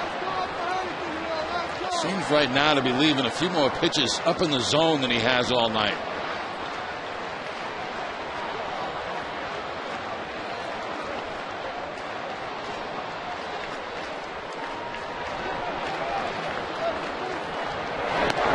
Swing and a miss. That one by Lowry, 2-2. 90-mile-an-hour fastball by Jed Lowry on the outside part of the plate. In the last 2 years, he's first in the majors with 52.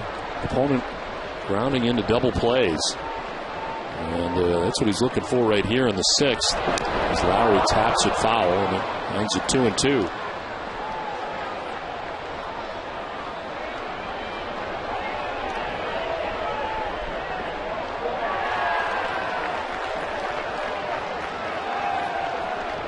Victor Martinez to ground out. Double for Beltre. Walk for Ortiz. As they work on the cleats of Josh Beckett. 2-2. In the dirt, and it gets through Molina. Beltre is going to move up. Ortiz will too. He was late to take off from first, but does finally, and it's second and third. Don't see too much get by Molina, but this one does. That's a changeup down in the dirt. Molina tries to backhand it. Then it hits the umpire and deflects down that third base line. You're right, there was a late break at first base by David Ortiz, but he had plenty of time once he decided to go.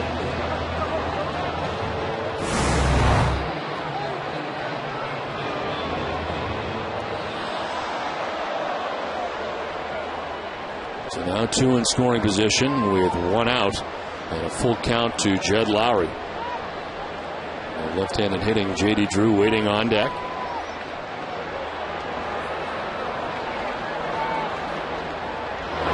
Lowry on the 3-2 pitch, grounds it to third. Batista would go to first. He took a look at home, but fires to first for the out. Run scores.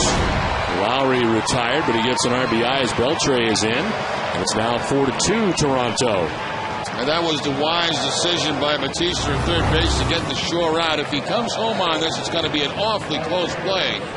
And it could end up in being a big inning for the Red Sox. Instead, he goes to first base and picks up the second out. So Ortiz remains at second, 2 down, and J.D. Drew, the batter, has reached on a fielder's choice and a walk. As he takes ball 1.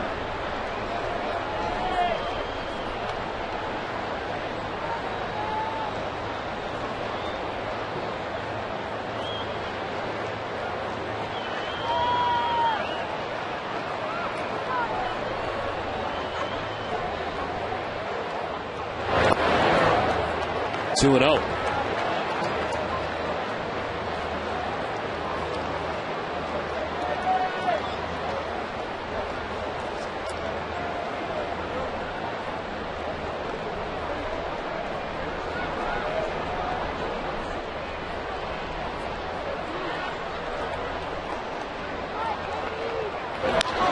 Drew grounds it foul. 2-1.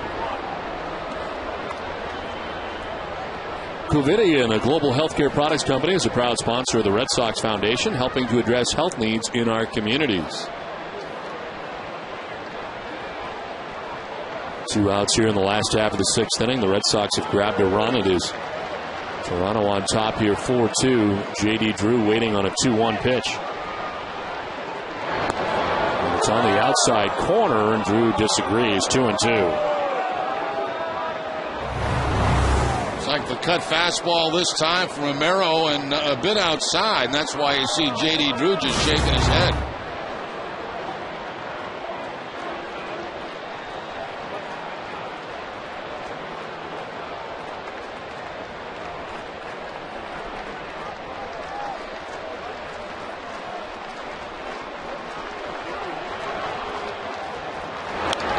Drew protecting the plate, fouls it off, and it hangs at 2-2. Sean Camp is up in the pen for Toronto. We'll talk about all the home run numbers for the Blue Jays. Their pitching this year has not been good. The home run average of 4.31. They're 12th in the American League. Only Baltimore and Kansas City with a higher earned run average as a staff.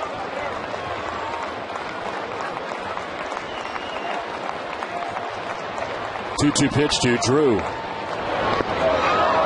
Did he go? They check. No, says Jerry Davis, and it's a full count.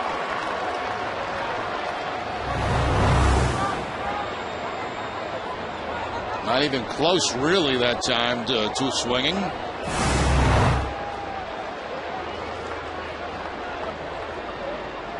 Third straight full count. Romero's pitch count up to be 99. That's a ground ball right side. McDonald's got a range. Gets up quickly and throws it away. From third, Ortiz will try and score. He will. And it's a one-run game. So McDonald had to get rid of it in a hurry. Ends up throwing it away. And off the front of the Red Sox dugout, so Drew will reach. Ortiz scores, and it's 4-3 Blue Jays. And I would guess this would probably go as a base hit in an error. Tried to rush the throw to first base, not even close. It gets by over Bay, and Big Papi able to score from second base. There's the dive by McDonald, and the quick throw to first base, not in time. A single and an error charged to McDonald that allows Ortiz to score the third Red Sox run. And it's a one-run game.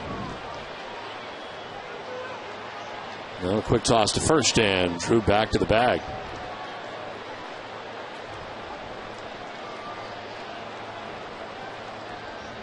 A two-run bottom of the sixth inning so far for Boston. Bill Hall 0 for 2 in the game tonight.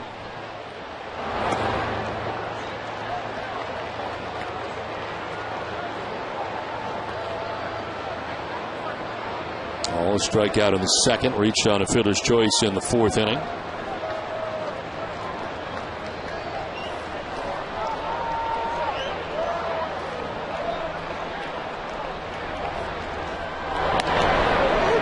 Strike one, 1-1. Josh Beckett, we saw on the Red Sox bench, an even 100 pitches through the first 6 innings, and now Ricky Romero for the Blue Jays up over 100 at 101. It's been a long 6th inning for him. Came in throwing 74 pitches through the first 5.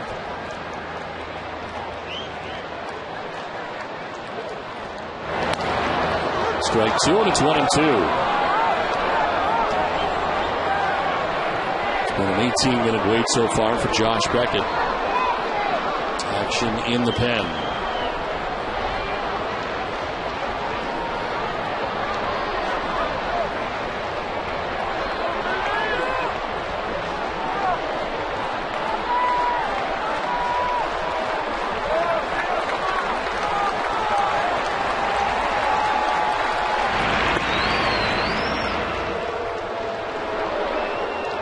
Hideki Okajima warming in the Red Sox pen.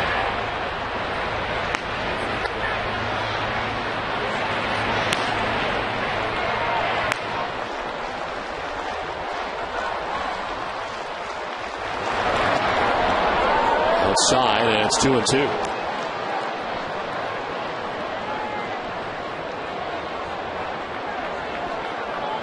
This will be the 30th pitch of the inning coming up for Ricky Romero. He's trying to get through the 6th with a lead. And a 4-1 lead coming into this inning. It's now a 1-run lead.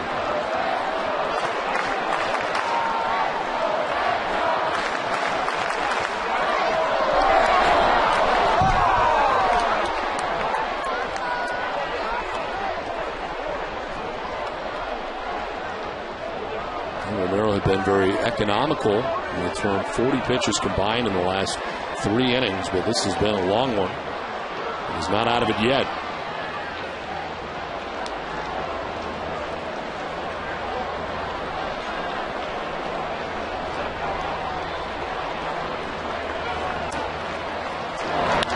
Hall hooks it into left field, a base hit. Up to second goes Drew, and Bill Hall's on with his first hit of the night. Nice job by Bill Hall staying back on that changeup from Romero. Ball down and away from Bill Hall, stays back, reaches out and hooks it into left field. And out comes Cito Gaston. You could kind of tell that Romero was losing it in this inning.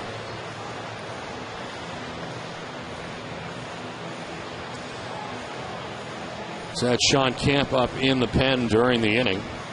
And as Romero gets to 105 pitches. So far, Cito has not made the move.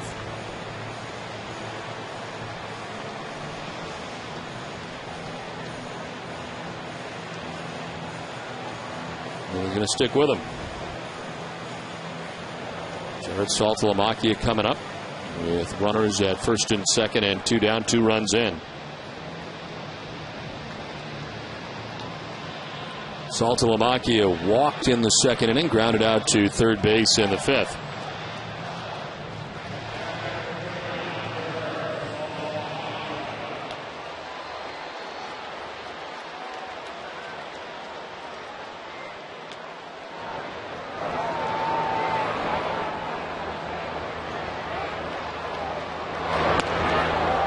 There's ball one.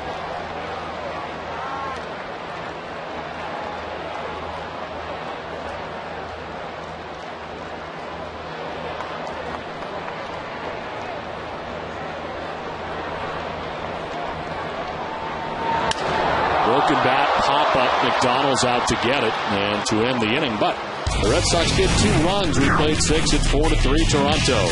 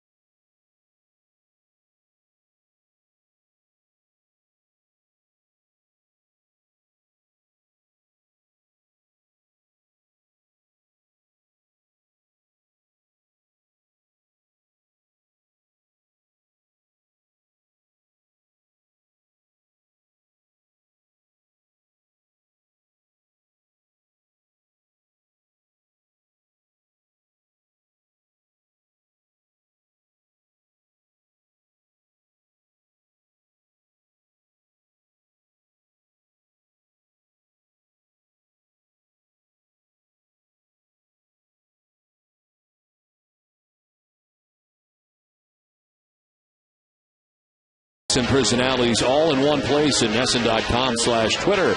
Check it out today to get the latest news from NESN's team, 140 characters at a time. Heidi might be down there tweeting right now.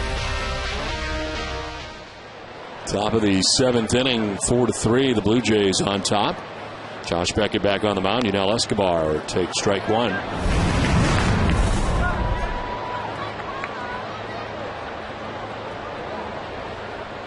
Escobar 0-for-3 in the game as Beckett started this inning with 100 pitches coming in, up to 101, and it is 2-3-4 here for the Blue Jays in the 7th. Escobar grounds one. Beltre cuts it off, turns and fires for the out. Escobar retired, 1 down in the 7th. Nice play here again by Adrian Beltre, ranging to his left, the spin around, plants the feet, and the throw to first base, and plenty of time to get Escobar.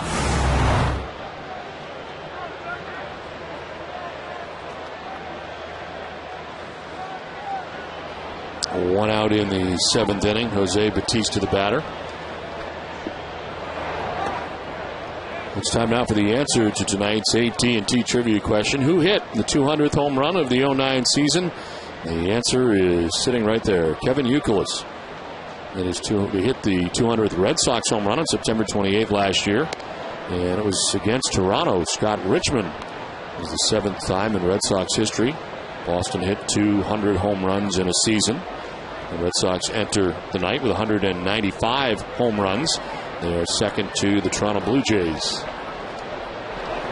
We've got a home run from Jose Bautista again.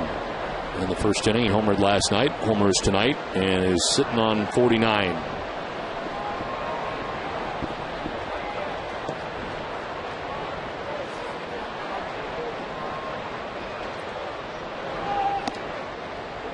Ball 4 and a 4-pitch walk. Bautista down to first with 1 out.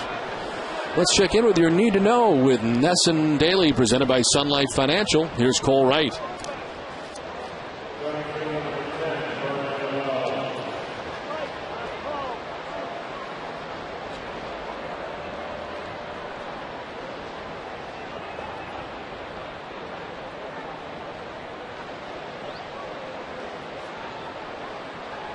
Okay, Cole, thanks very much. Is the 7th inning here at Fenway Park with 1 out. Bautista at first base. A swing and a miss for Wells. Wells walking in the first, flied out center in the third, grounded into a 6-4-3 double play in the 5th inning. Okajima joined by Atchison in the pen.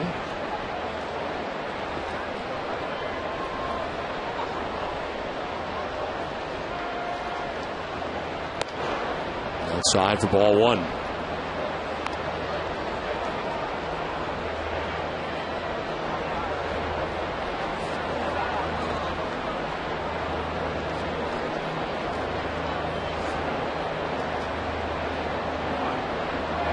Left-handed hitting Lyle Overbay waiting on deck. Beckett does not yet. Wells wonder if they go and get Okajima. As the Red Sox try to keep this a 1-run deficit.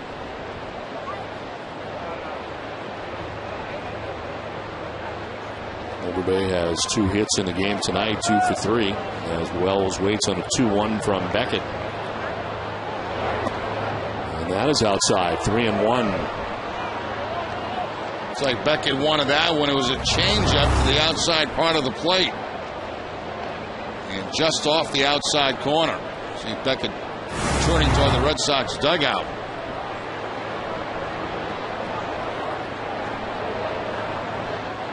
Wells with something in his eye, and has that cleared up as he steps back in. A short lead at first for Bautista's.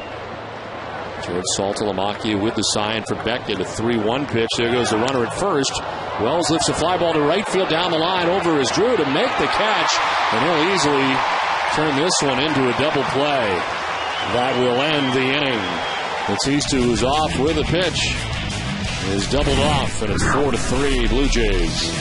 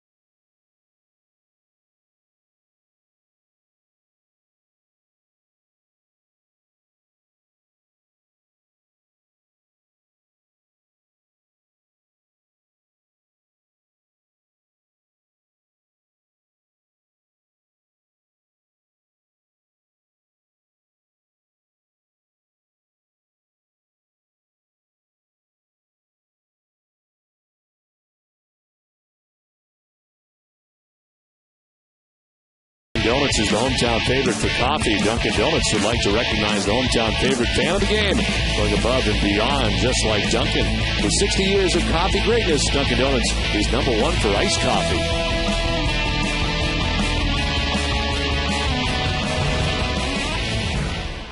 Last half of the 7th inning back at Fenway Park. Blue Jays holding on to a 4-3 lead. And as this call to the bullpen is brought to you by New England Ford Dealers. Pitcher is Jason Frazier into the game. An appearance in his 64th game of the year, 3-4 with a 3.92 ERA. And it's hitting at .247 against Frazier. Deals at the top of the Red Sox order. And a former teammate of his, Marco Scutaro. He was 0 for 3 in the game tonight. He was grounded out, struck out, and flied out to the warning track in left field his last time up.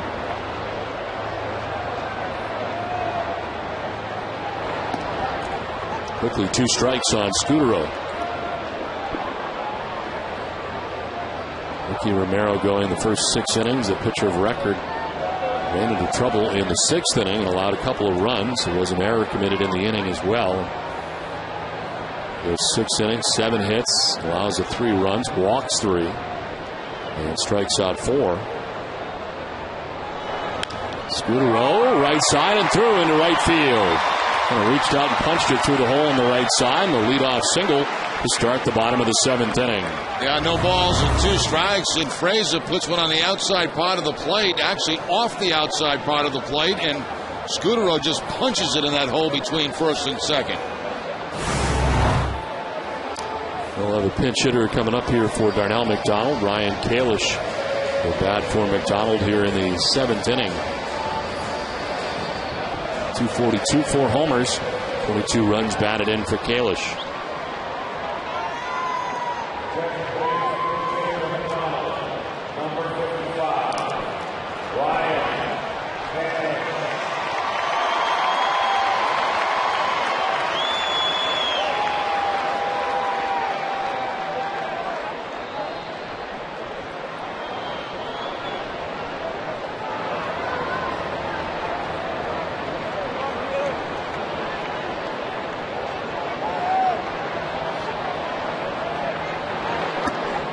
And then for strike 1 to Kalish.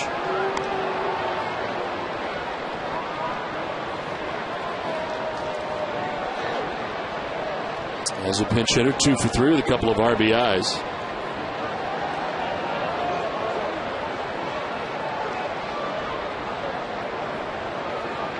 Frazier at times has been used as a closer by the Blue Jays over the years in different stints. Has a current ERA of 3.92, which is his season low. In the second half, he's 0-2 with 3 saves and a 2.78 earned run average, as Blue Jays have a lefty up in David Percy. Kalish takes ball 1-1-1.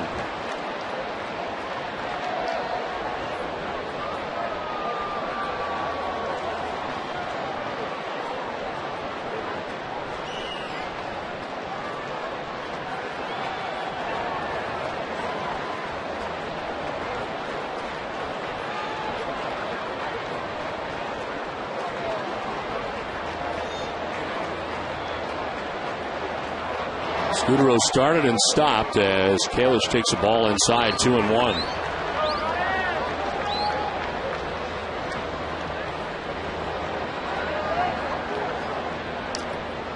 And Kalish against Frazier in his brief career, 1 for 2 with a double.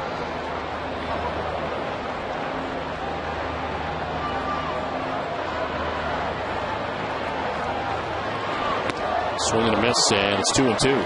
Best fastball Frazier's thrown so far, 93 that time by Ryan Kalish.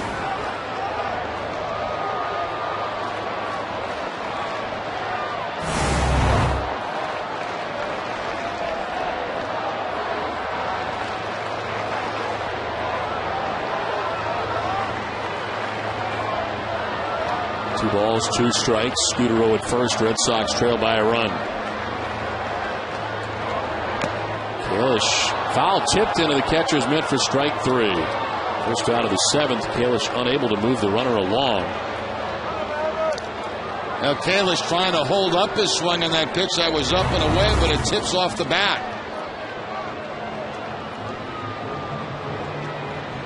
see it slightly change direction right there into the glove of Jose Molina. After the game, it's WB Mason Extra Innings Live with TC and Peter Gammons. They'll break down all of tonight's action and bring you post-game reaction from Josh Beckett and Terry Francona. That and more after the game on WB Mason Extra Innings Live. One out here in the 7th inning. Scudero at first, and Victor Martinez, the batter, 0 for 3, has grounded out 3 times in the game.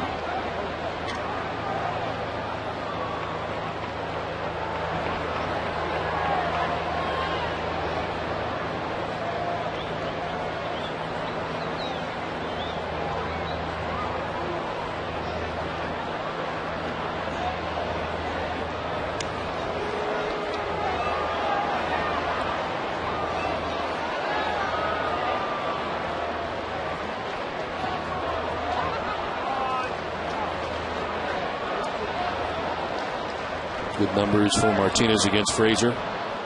With 1 out, Scudero at first base. And it's outside.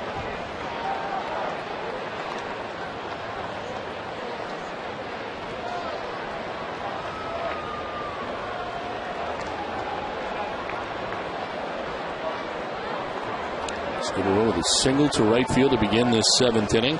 Brian Kalish pinch hitting and striking out. 1 on, 1 out, and throw to first, and Scudero back to the bag.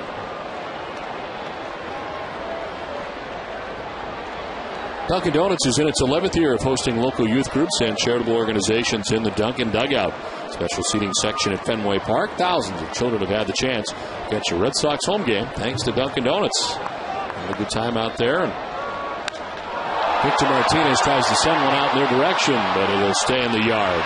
Wells out there in right center makes the catch for the 2nd out of the inning. And back to first goes Scudero, 2 down.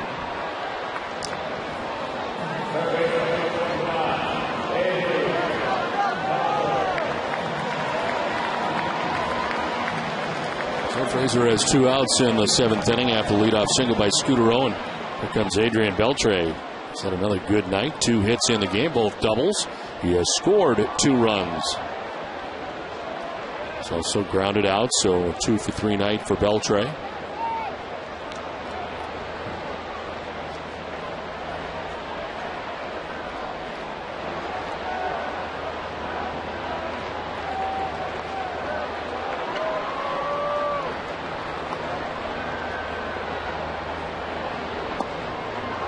Strike 1 over the outside corner. The league leaders are brought to you by Olympia Sports, the official sporting goods retailer of the New England Sports Network. And Beltre with a couple of doubles tonight, now tied with Miguel Cabrera for tops in the American League with 45 each. Evan Longoria with 44 and Joe Mauer with 42.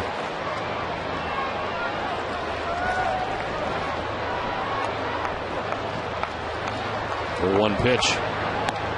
Swing and a miss, 0-2 at 93, and a big cut from Beltre. Yeah, Beltre trying to make it a Red Sox 1-run lead with this swing. High fastball just above the lettuce.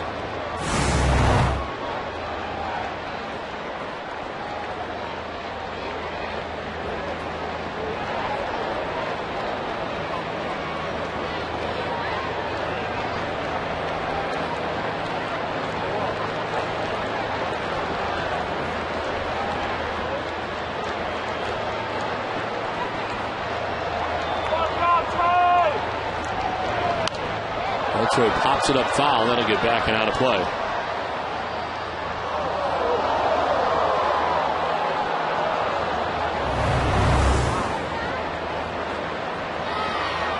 Beltre hurting that wrist earlier in the ball game, and it was the left wrist, and you can see it coming off the bat on that swing.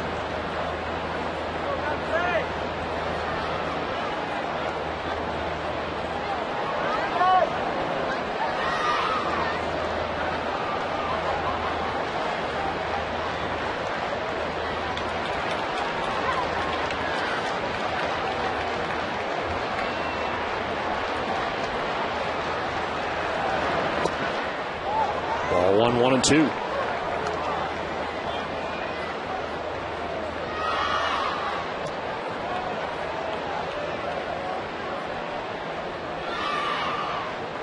Blue Jays bullpen with a 4.13 earned run average. They're 9th in the American League. And Frazier first out of that pen tonight for the Jays. He's up the leadoff single, strikes out Kalish, gets Martinez to fly out. Now 1-2 to Beltre will get away from Molina. And to second base goes Scudero.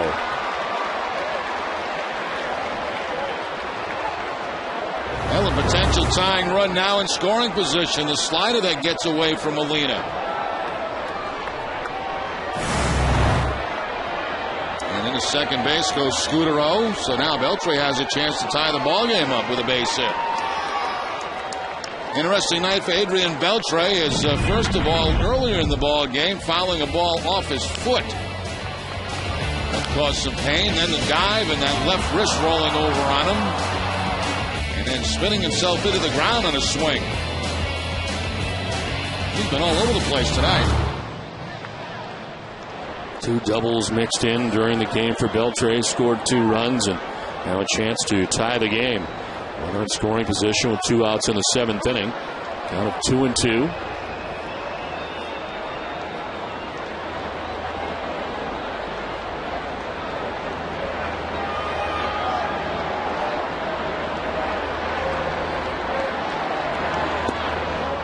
Just inside, full count. Framed by Molina, who wanted it, didn't get it from umpire umpire Sam Holbrook. Yeah, Molina setting up inside. Fastball is inside, but not on the corner of the plate.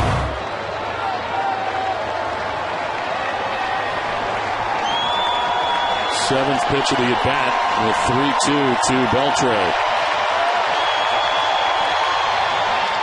Ground ball foul. We'll do it again.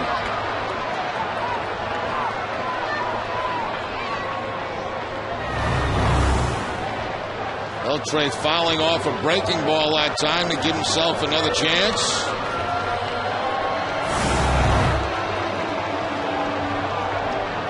That'll make a conversation between Frazier and Molina. David Ortiz hoping to get a chance, waiting on deck with 2 outs in the 7th. Cito Gaston into the pen here in the 7th inning after 6 innings from Ricky Romero, the starter. And pitcher of record right now for the Jays.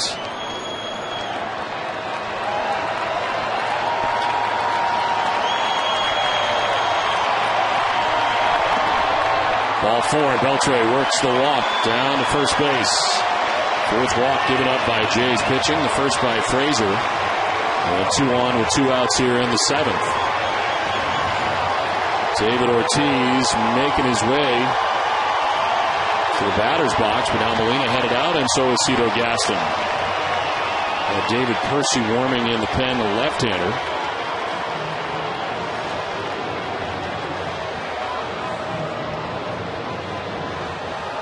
David Ortiz not have great numbers against Frazier. He's 3 for 18 against him. And so far, it's just a discussion. Not anymore. He's going to go get the lefty, and that'll do it for Frazier. So 2 on, 2 outs in the 7th, 4-3 Toronto.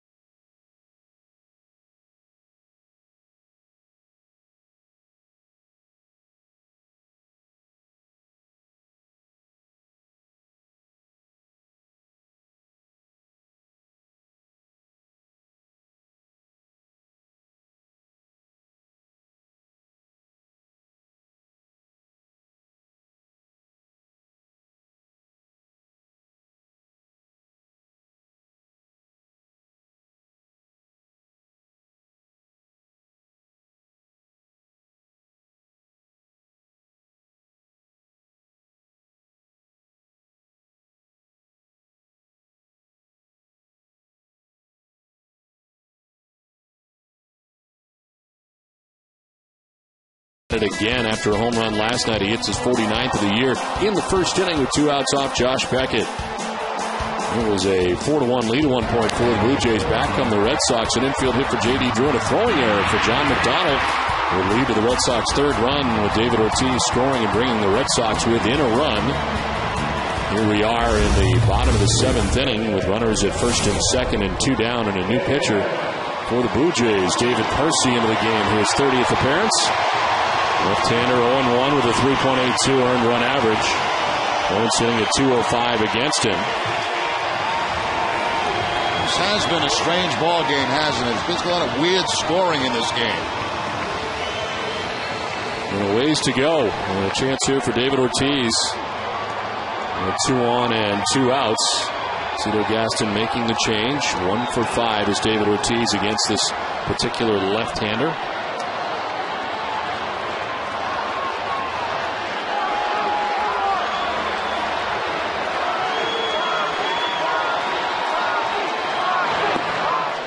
It's ball 1. Lefties hitting at just 154 against Percy.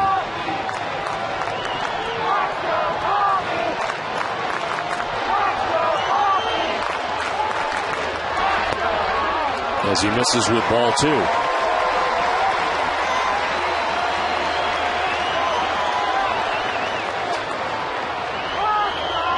Fifth appearance for Percy against the Red Sox in 6 innings. He's not allowed to run. He's inherited some runners, Scudero and Beltre, as Ortiz with a wild swing and a miss. It's 2-1.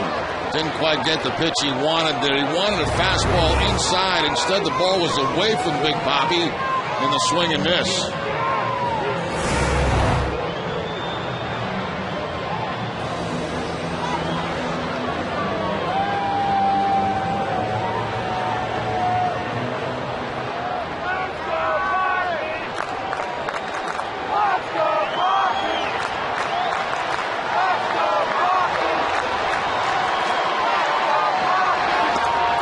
Outside corner, and Ortiz can't believe it. 2-2.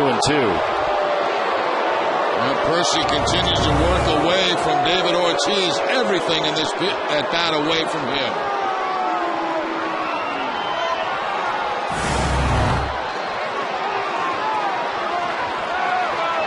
Deuces are wild on the scoreboard and left. 2 balls, 2 strikes, 2 outs, 2 on. Ortiz takes ball 3.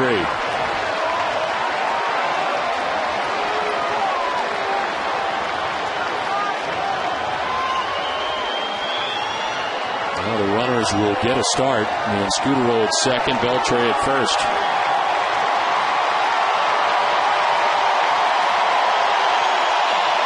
Fenway rises as 1 as the Red Sox try to come from behind. Ortiz strikes out, and the lefty Percy gets him to end the inning. Played 7, it's 4-3 Toronto.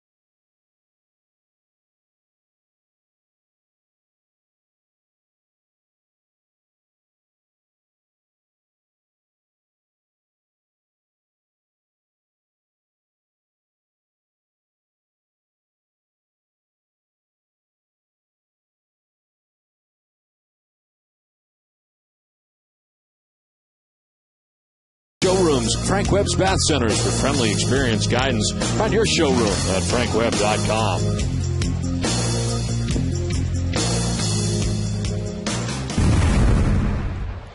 Ryan Kalish staying in the game and taking over in center field after he pinch hit for Darnell McDonald.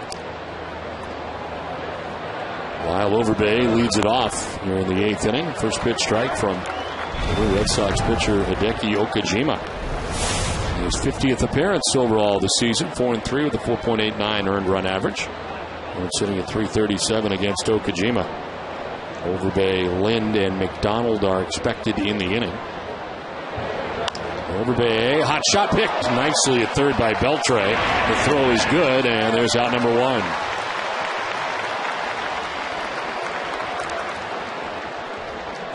Ball hit very hard to Beltre on that short hop right there. Scoops it, reads the label, and throws the first to get the out. Plenty of time to get Overbay. The ball was hit so hard. Scott Atchison back up in the Red Sox pen. He's been up a few times tonight.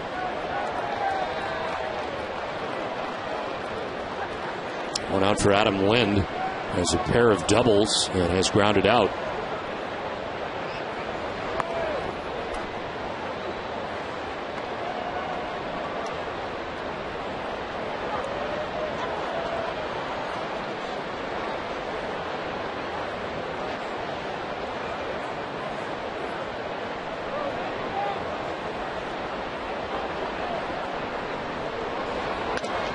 Back to Okajima. Picked and fires to first for out number 2.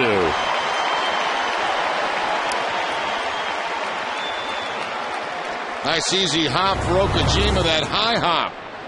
That's much easier for pitchers to handle than the one that's down near the ground. Okajima leading Martinez to the first base bag to get the out. Aerial coverage provided by Goodyear. Fuel Max tires help you get there on less gas. And some great shots tonight from the Goodyear blimp. And a cool night in Boston. Yeah, some great shots of a beautiful city.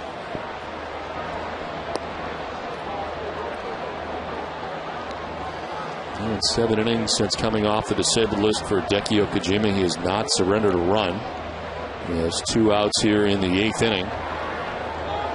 And John McDonald ahead in the count, 1-0. Number foul, 1-1. While we were away, they had the debut of The Town here at Fenway Park, and I guess we were in it. I think our sound is. The sound is in it, yeah. I don't know if we'll win any awards for that. I'm sure we will.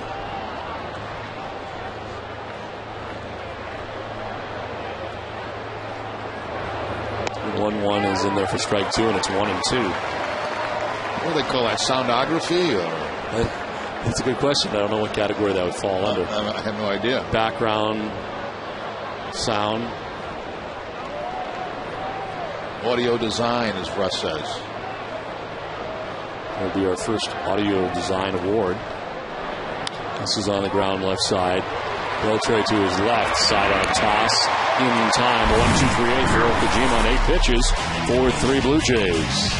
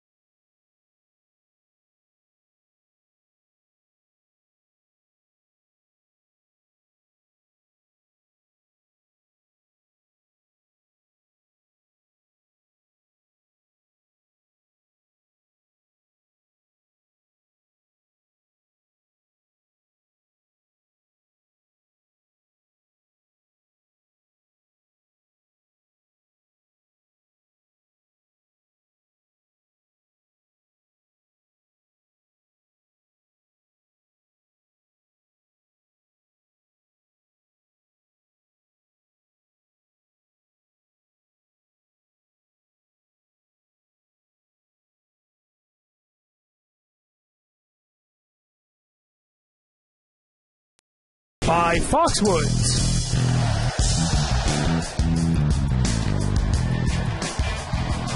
Some good-looking lids, 4-3. The Blue Jays have the lead as we head to the bottom of the 8th.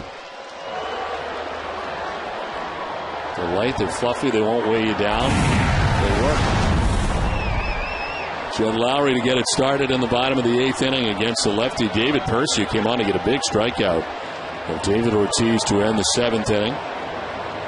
Lowry a 1-for-3 night with an RBI as he takes ball 1. So Frazier went 2/3 of an inning, giving up a hit, no runs, a walk, and a K. And then Percy into second inning of relief, missing with ball 2, 2-0.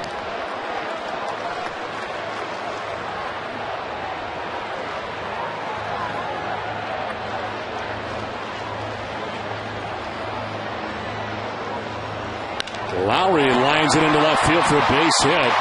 Lewis had played him deep and over to left center. And Lowry with a wide turn at first, but the lead runner is on again for the Red Sox. Well, Lowry's faced Percy 3 times. He's now 3 for 3 against him. Very deep is the outfield, trying to prevent a double, and they do it in this situation. You can see how deep Lewis was playing. It's over. He bobbles it a little bit, but still, by getting to it, he holds Lowry to the single. Michael Navarro pinch running for Jed Lowry at first base.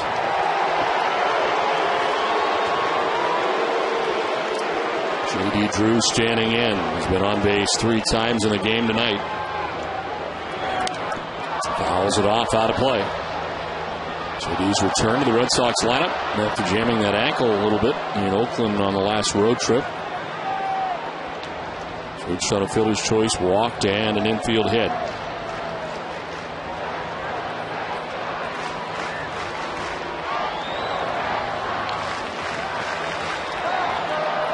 Sean Camp was up much earlier in the game, up here in the 8th. 1-1 to Drew.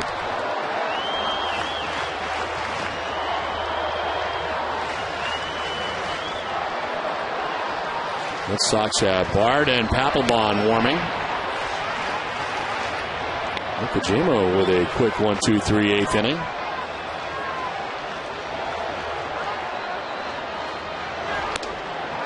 Ball 2.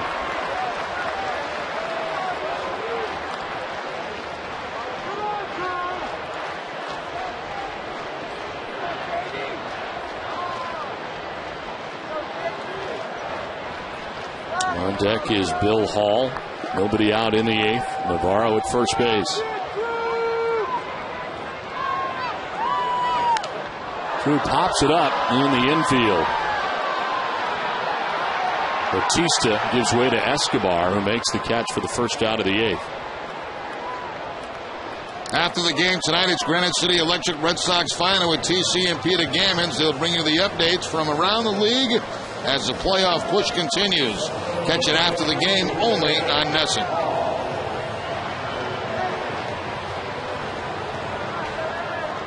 Cito Gaston's going to make a pitching change with 1 out in the 8th, 4-3 Jays.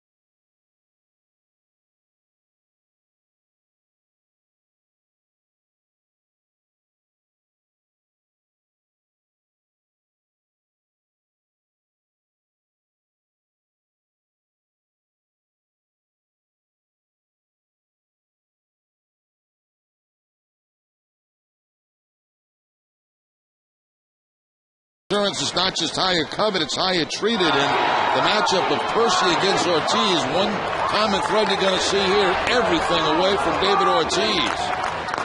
Swing and a miss on a 2-0 pitch that was away.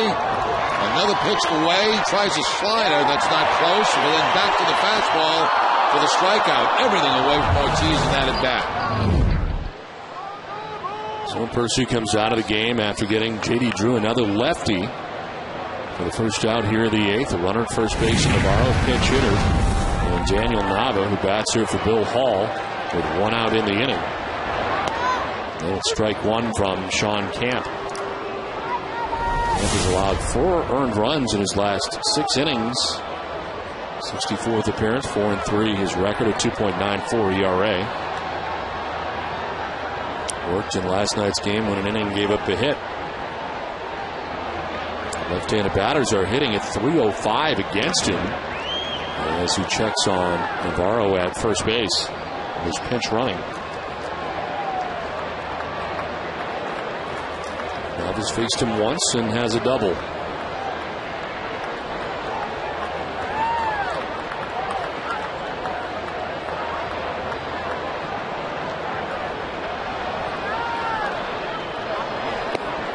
Outside 1-1. Bill Hall called back after Camp comes in, and Hall had struck out, reached on a fielder's choice and single tonight.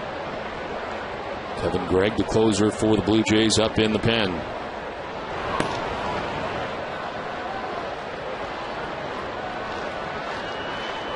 Able to get the save here last night in game 1 of the series for the Jays.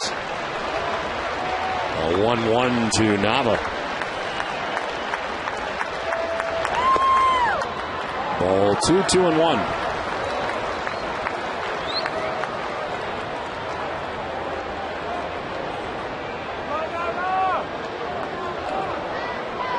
Nava 248, a home run, 22 runs batted in.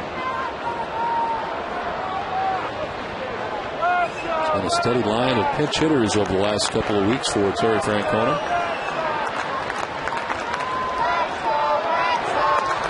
Nava takes ball 3. Yeah, he really has been going left, right as far as the pinch hitting goes. Certainly with the expanded roster, the ability to do more of that.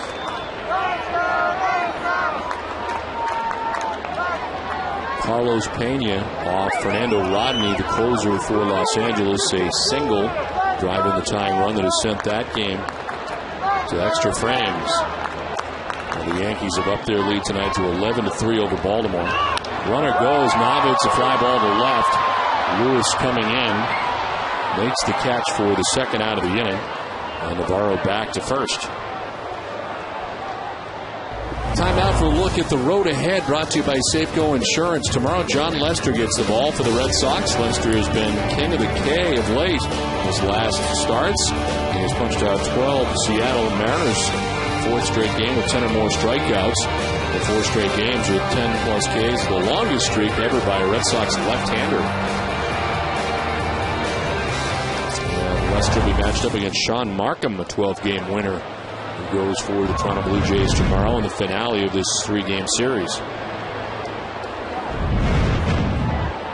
Navarro at first, 2 down. So it's Saltalamacchia batting.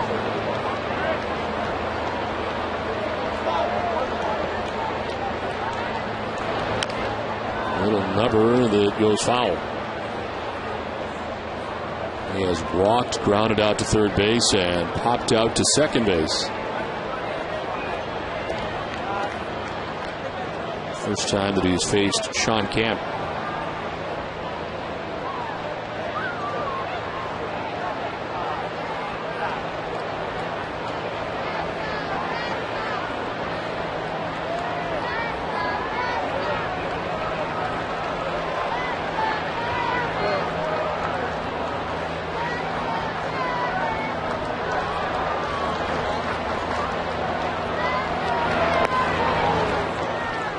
Strikes to Saltalamacchia. Top of the Red Sox order. Marco Scudero waiting on deck, but there are 2 outs here in the 8th.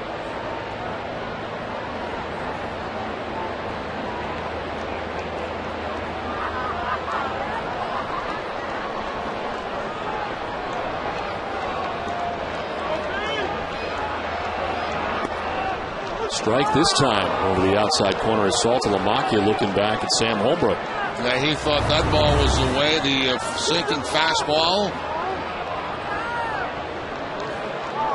It might have been a changeup, 83 miles an hour, but certainly away.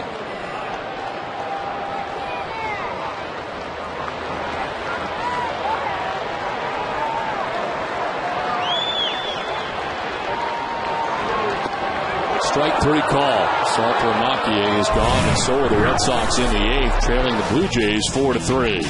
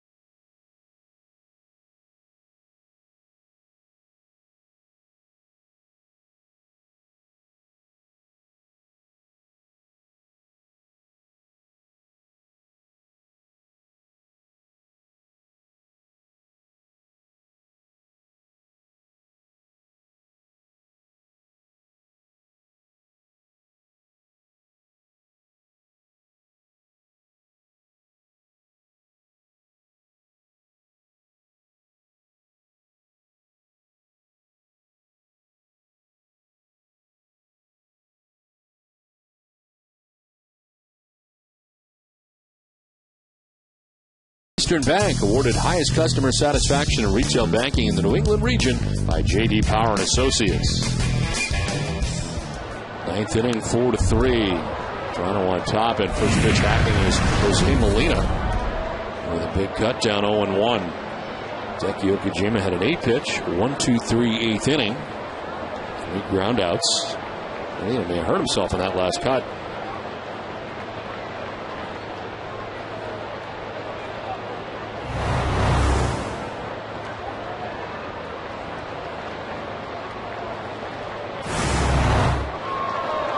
Swing and a miss, and he's down 0-2. Changes for the Red Sox. Daniel Nava staying in the game after a pinch hit for Hall, and staying in the game at shortstop. Pinch running for Lowry is Yamaiko Navarro.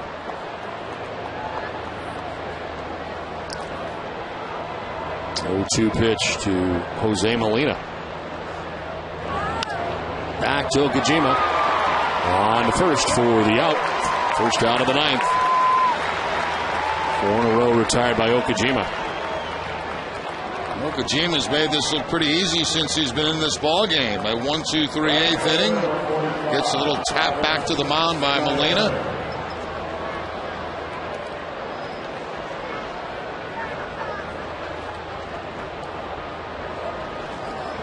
There's Travis Snyder, who is 2 for 3. Single in the 2nd.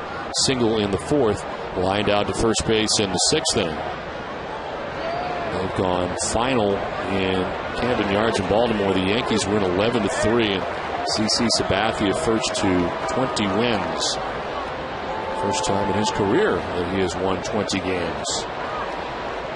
A few tries for him to get that 20th, but he finally gets it.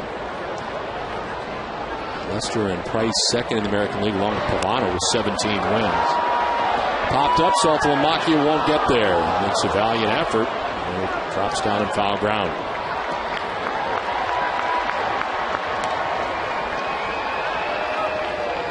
Reminder to stay with us after the game for WB Mason's Extra Innings Live. Complete post-game coverage is coming up. Recap of this one. Terry Francona and Beckett's press conferences. And here from the Red Sox clubhouse, Tom Caron, Peter Gammons coming your way after this one. Game 2 of the series.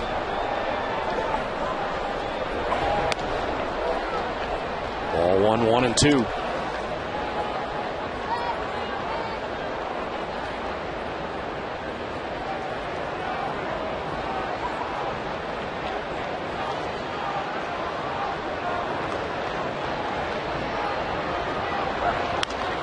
Snyder, it's a fly ball to left. Nava is underneath it waiting. And he makes the catch, 2 down in the 9th.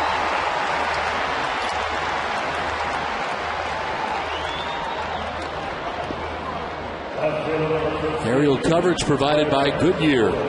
Fuel Max tires help you get there on less gas.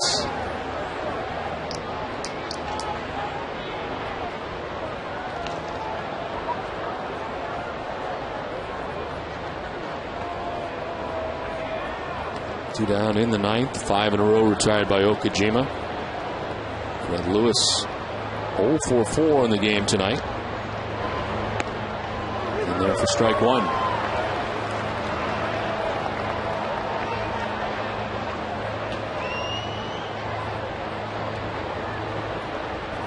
Looking ahead to the bottom of the 9th inning as Atchison and Bard continue to warm in the pen. Scudero, Kalish, and Victor Martinez expected to bat in the inning. Anybody gets on, Adrian Beltre will have a chance. Red Sox down by a run as the Blue Jays bat in the top of the 9th inning. Trying to take the first 2 of this series. Much tighter affair here and lower scoring tonight than we saw in last night's game. Turned out to be an 11-9 victory for the Jays last night. A 1-1 to Lewis. Swing and a miss, 1-2.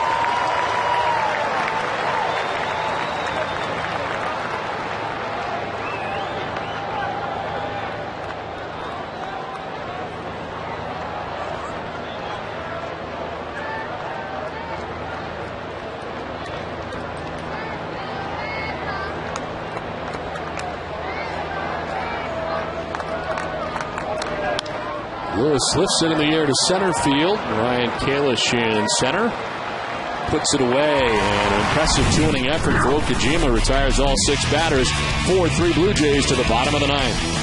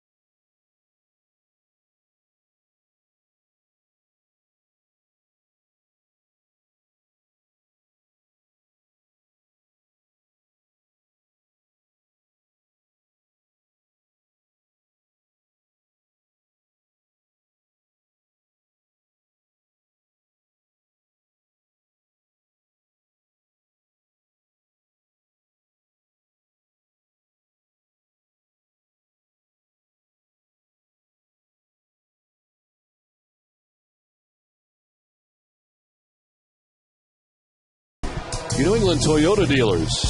Olympia Sports, the official sporting goods retailer of the New England Sports Network. Coors Light. Sullivan Tire. Your New England Kia dealers. And by Southwest Airlines. 4-3, Blue Jays on top of the Red Sox. Last half of the 9th inning. Marco Scutaro leads it off, and this one to the backstop. Changes for the Blue Jays. Dwayne Wise takes over in right field. Travis Snyder moves from right to left. Fred Lewis comes out of the game. Kevin Gregg, the closer, in for his 56th appearance. 32 out of 37 in save opportunities, as he grabs the outside corner for strike one. Good numbers for Scutaro against Gregg in the past. 5 for 10.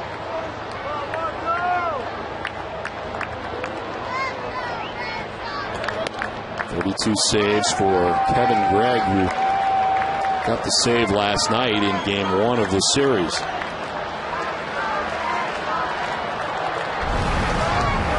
Falls behind Scutaro, 3-1. Red Sox have had a lead runner on in the last 2 innings, the 7th and the 8th, but could not score. There's a strike over the outside corner, and it's a full count. Just did get the corner. Just barely got the outside corner. Or did it? Scutaro lines to short, and Escobar makes the catch on the hooking liner for the first out of the 9th. Ball had a little slice on it off the bat of Scutaro this time, but Escobar able to make the catch. Going to the backhand. Yeah, his body was going one way, and the ball was going the other. So one down here in the 9th. Ryan Kalish, his second at bat of the night. He pinch hit in the 7th inning for Darnell McDonald and struck out.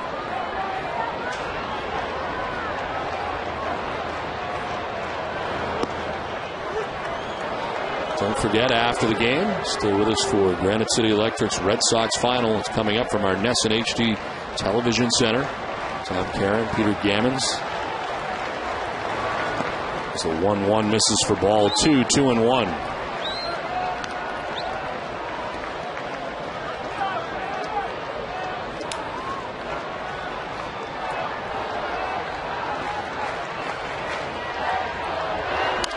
Kalish fouling it off to the left, 2-2.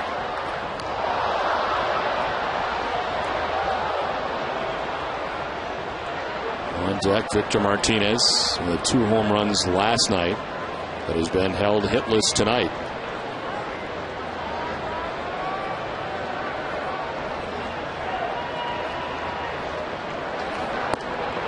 Ball 3, full count.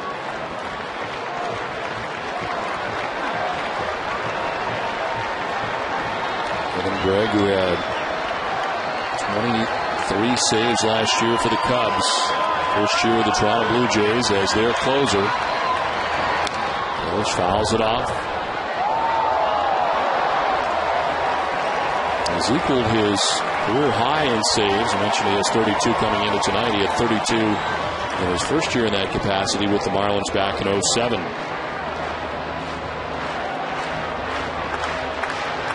7th pitch of the at-bat coming up.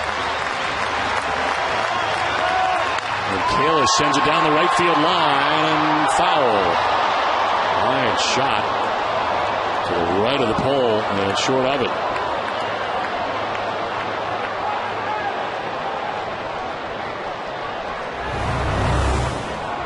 You don't realize how close that pole is out there until you hit one in that direction, and that ball didn't miss it by very much.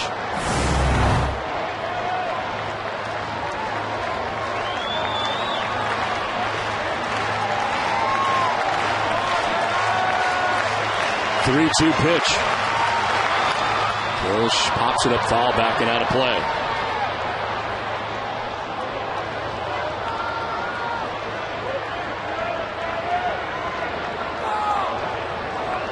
Adrian Beltre hoping to get a chance in this inning.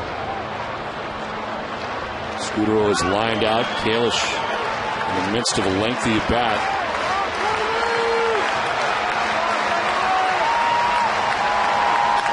On the ground up the middle into center field, a base hit for Kalish.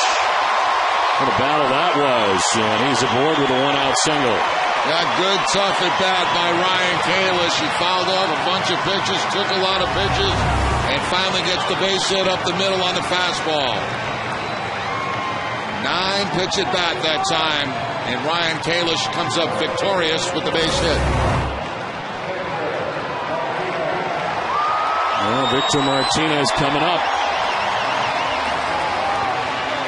Big spot here. He is 0 for 7 against Greg in his career. 0 for 4 in the game tonight. And batting with one out. Tying run at first base for Boston. Both teams now with 10 hits in the game. And that outfield very, very deep for the Toronto Blue Jays, trying to prevent that run from scoring from first base.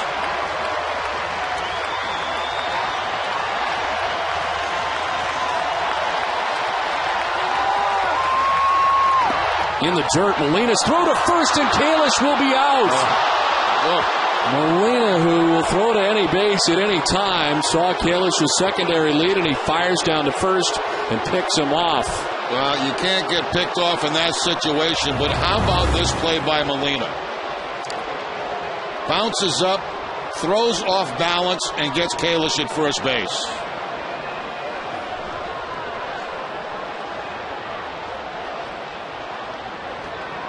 Kalish knew it. He was way off that bag, too, and he was scuffling to get back to first, but Molina, with the off-balance throw, gets him at first base.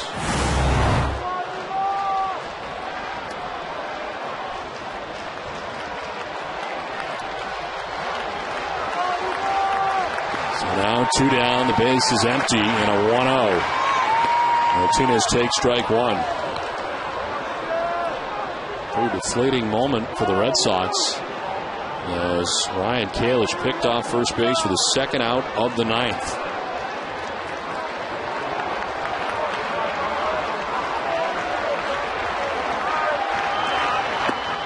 It's outside, ball 2.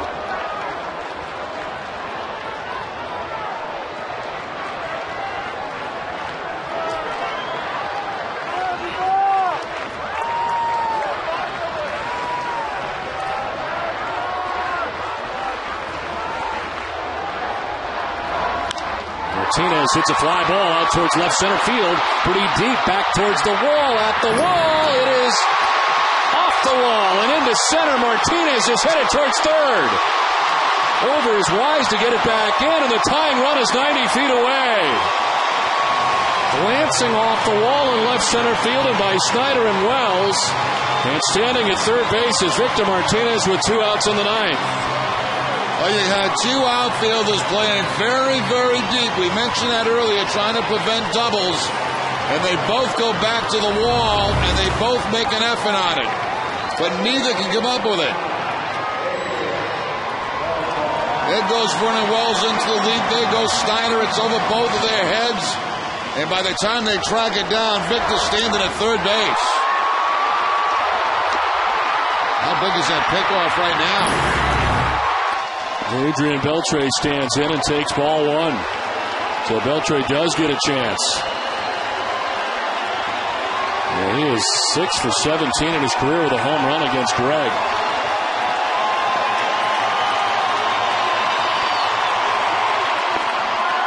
Ball 2, 2-0.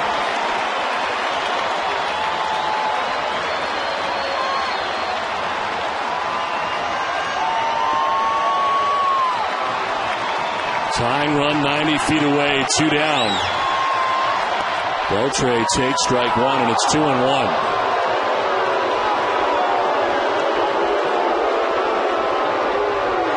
Rick roll with the helmet on, bat in hand if necessary.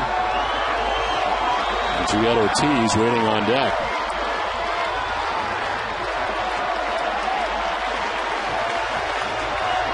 Imagine he would be for Navarro if he get that far for whatever reason. 2-1. Fouled off, 2-2.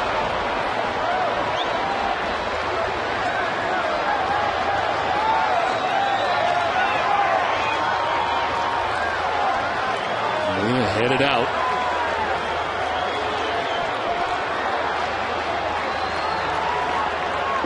This has become interesting for Greg, who had 2 outs in the inning after the pickoff of Kalish at first, but it is a triple for Victor Martinez.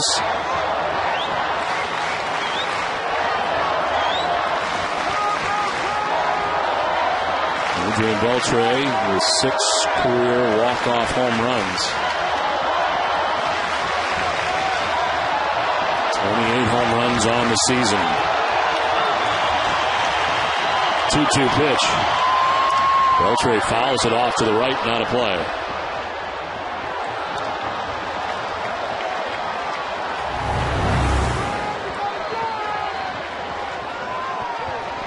Once again, Beltre dropping that batting. Apparently that left hand bothering him quite a bit.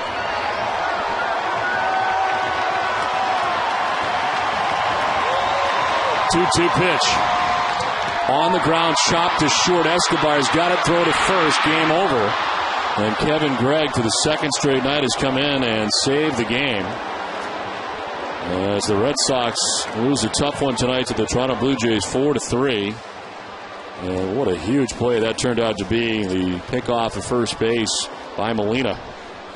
Well, it did, Don, and, you know, this was a strange ball game. I mean, I thought Becca pitched pretty well in this game. Ricky Romero is probably the best we've seen him all year against the Red Sox, and he kept him down in this ball game. And Greg coming on and getting a very tough out in Adrian Beltre to finish this one off. So a tough loss for the Red Sox in kind of an ugly way at the end. And the Yankees winning tonight, as well as the Tampa Bay Rays. We're back with more from Fenway after this.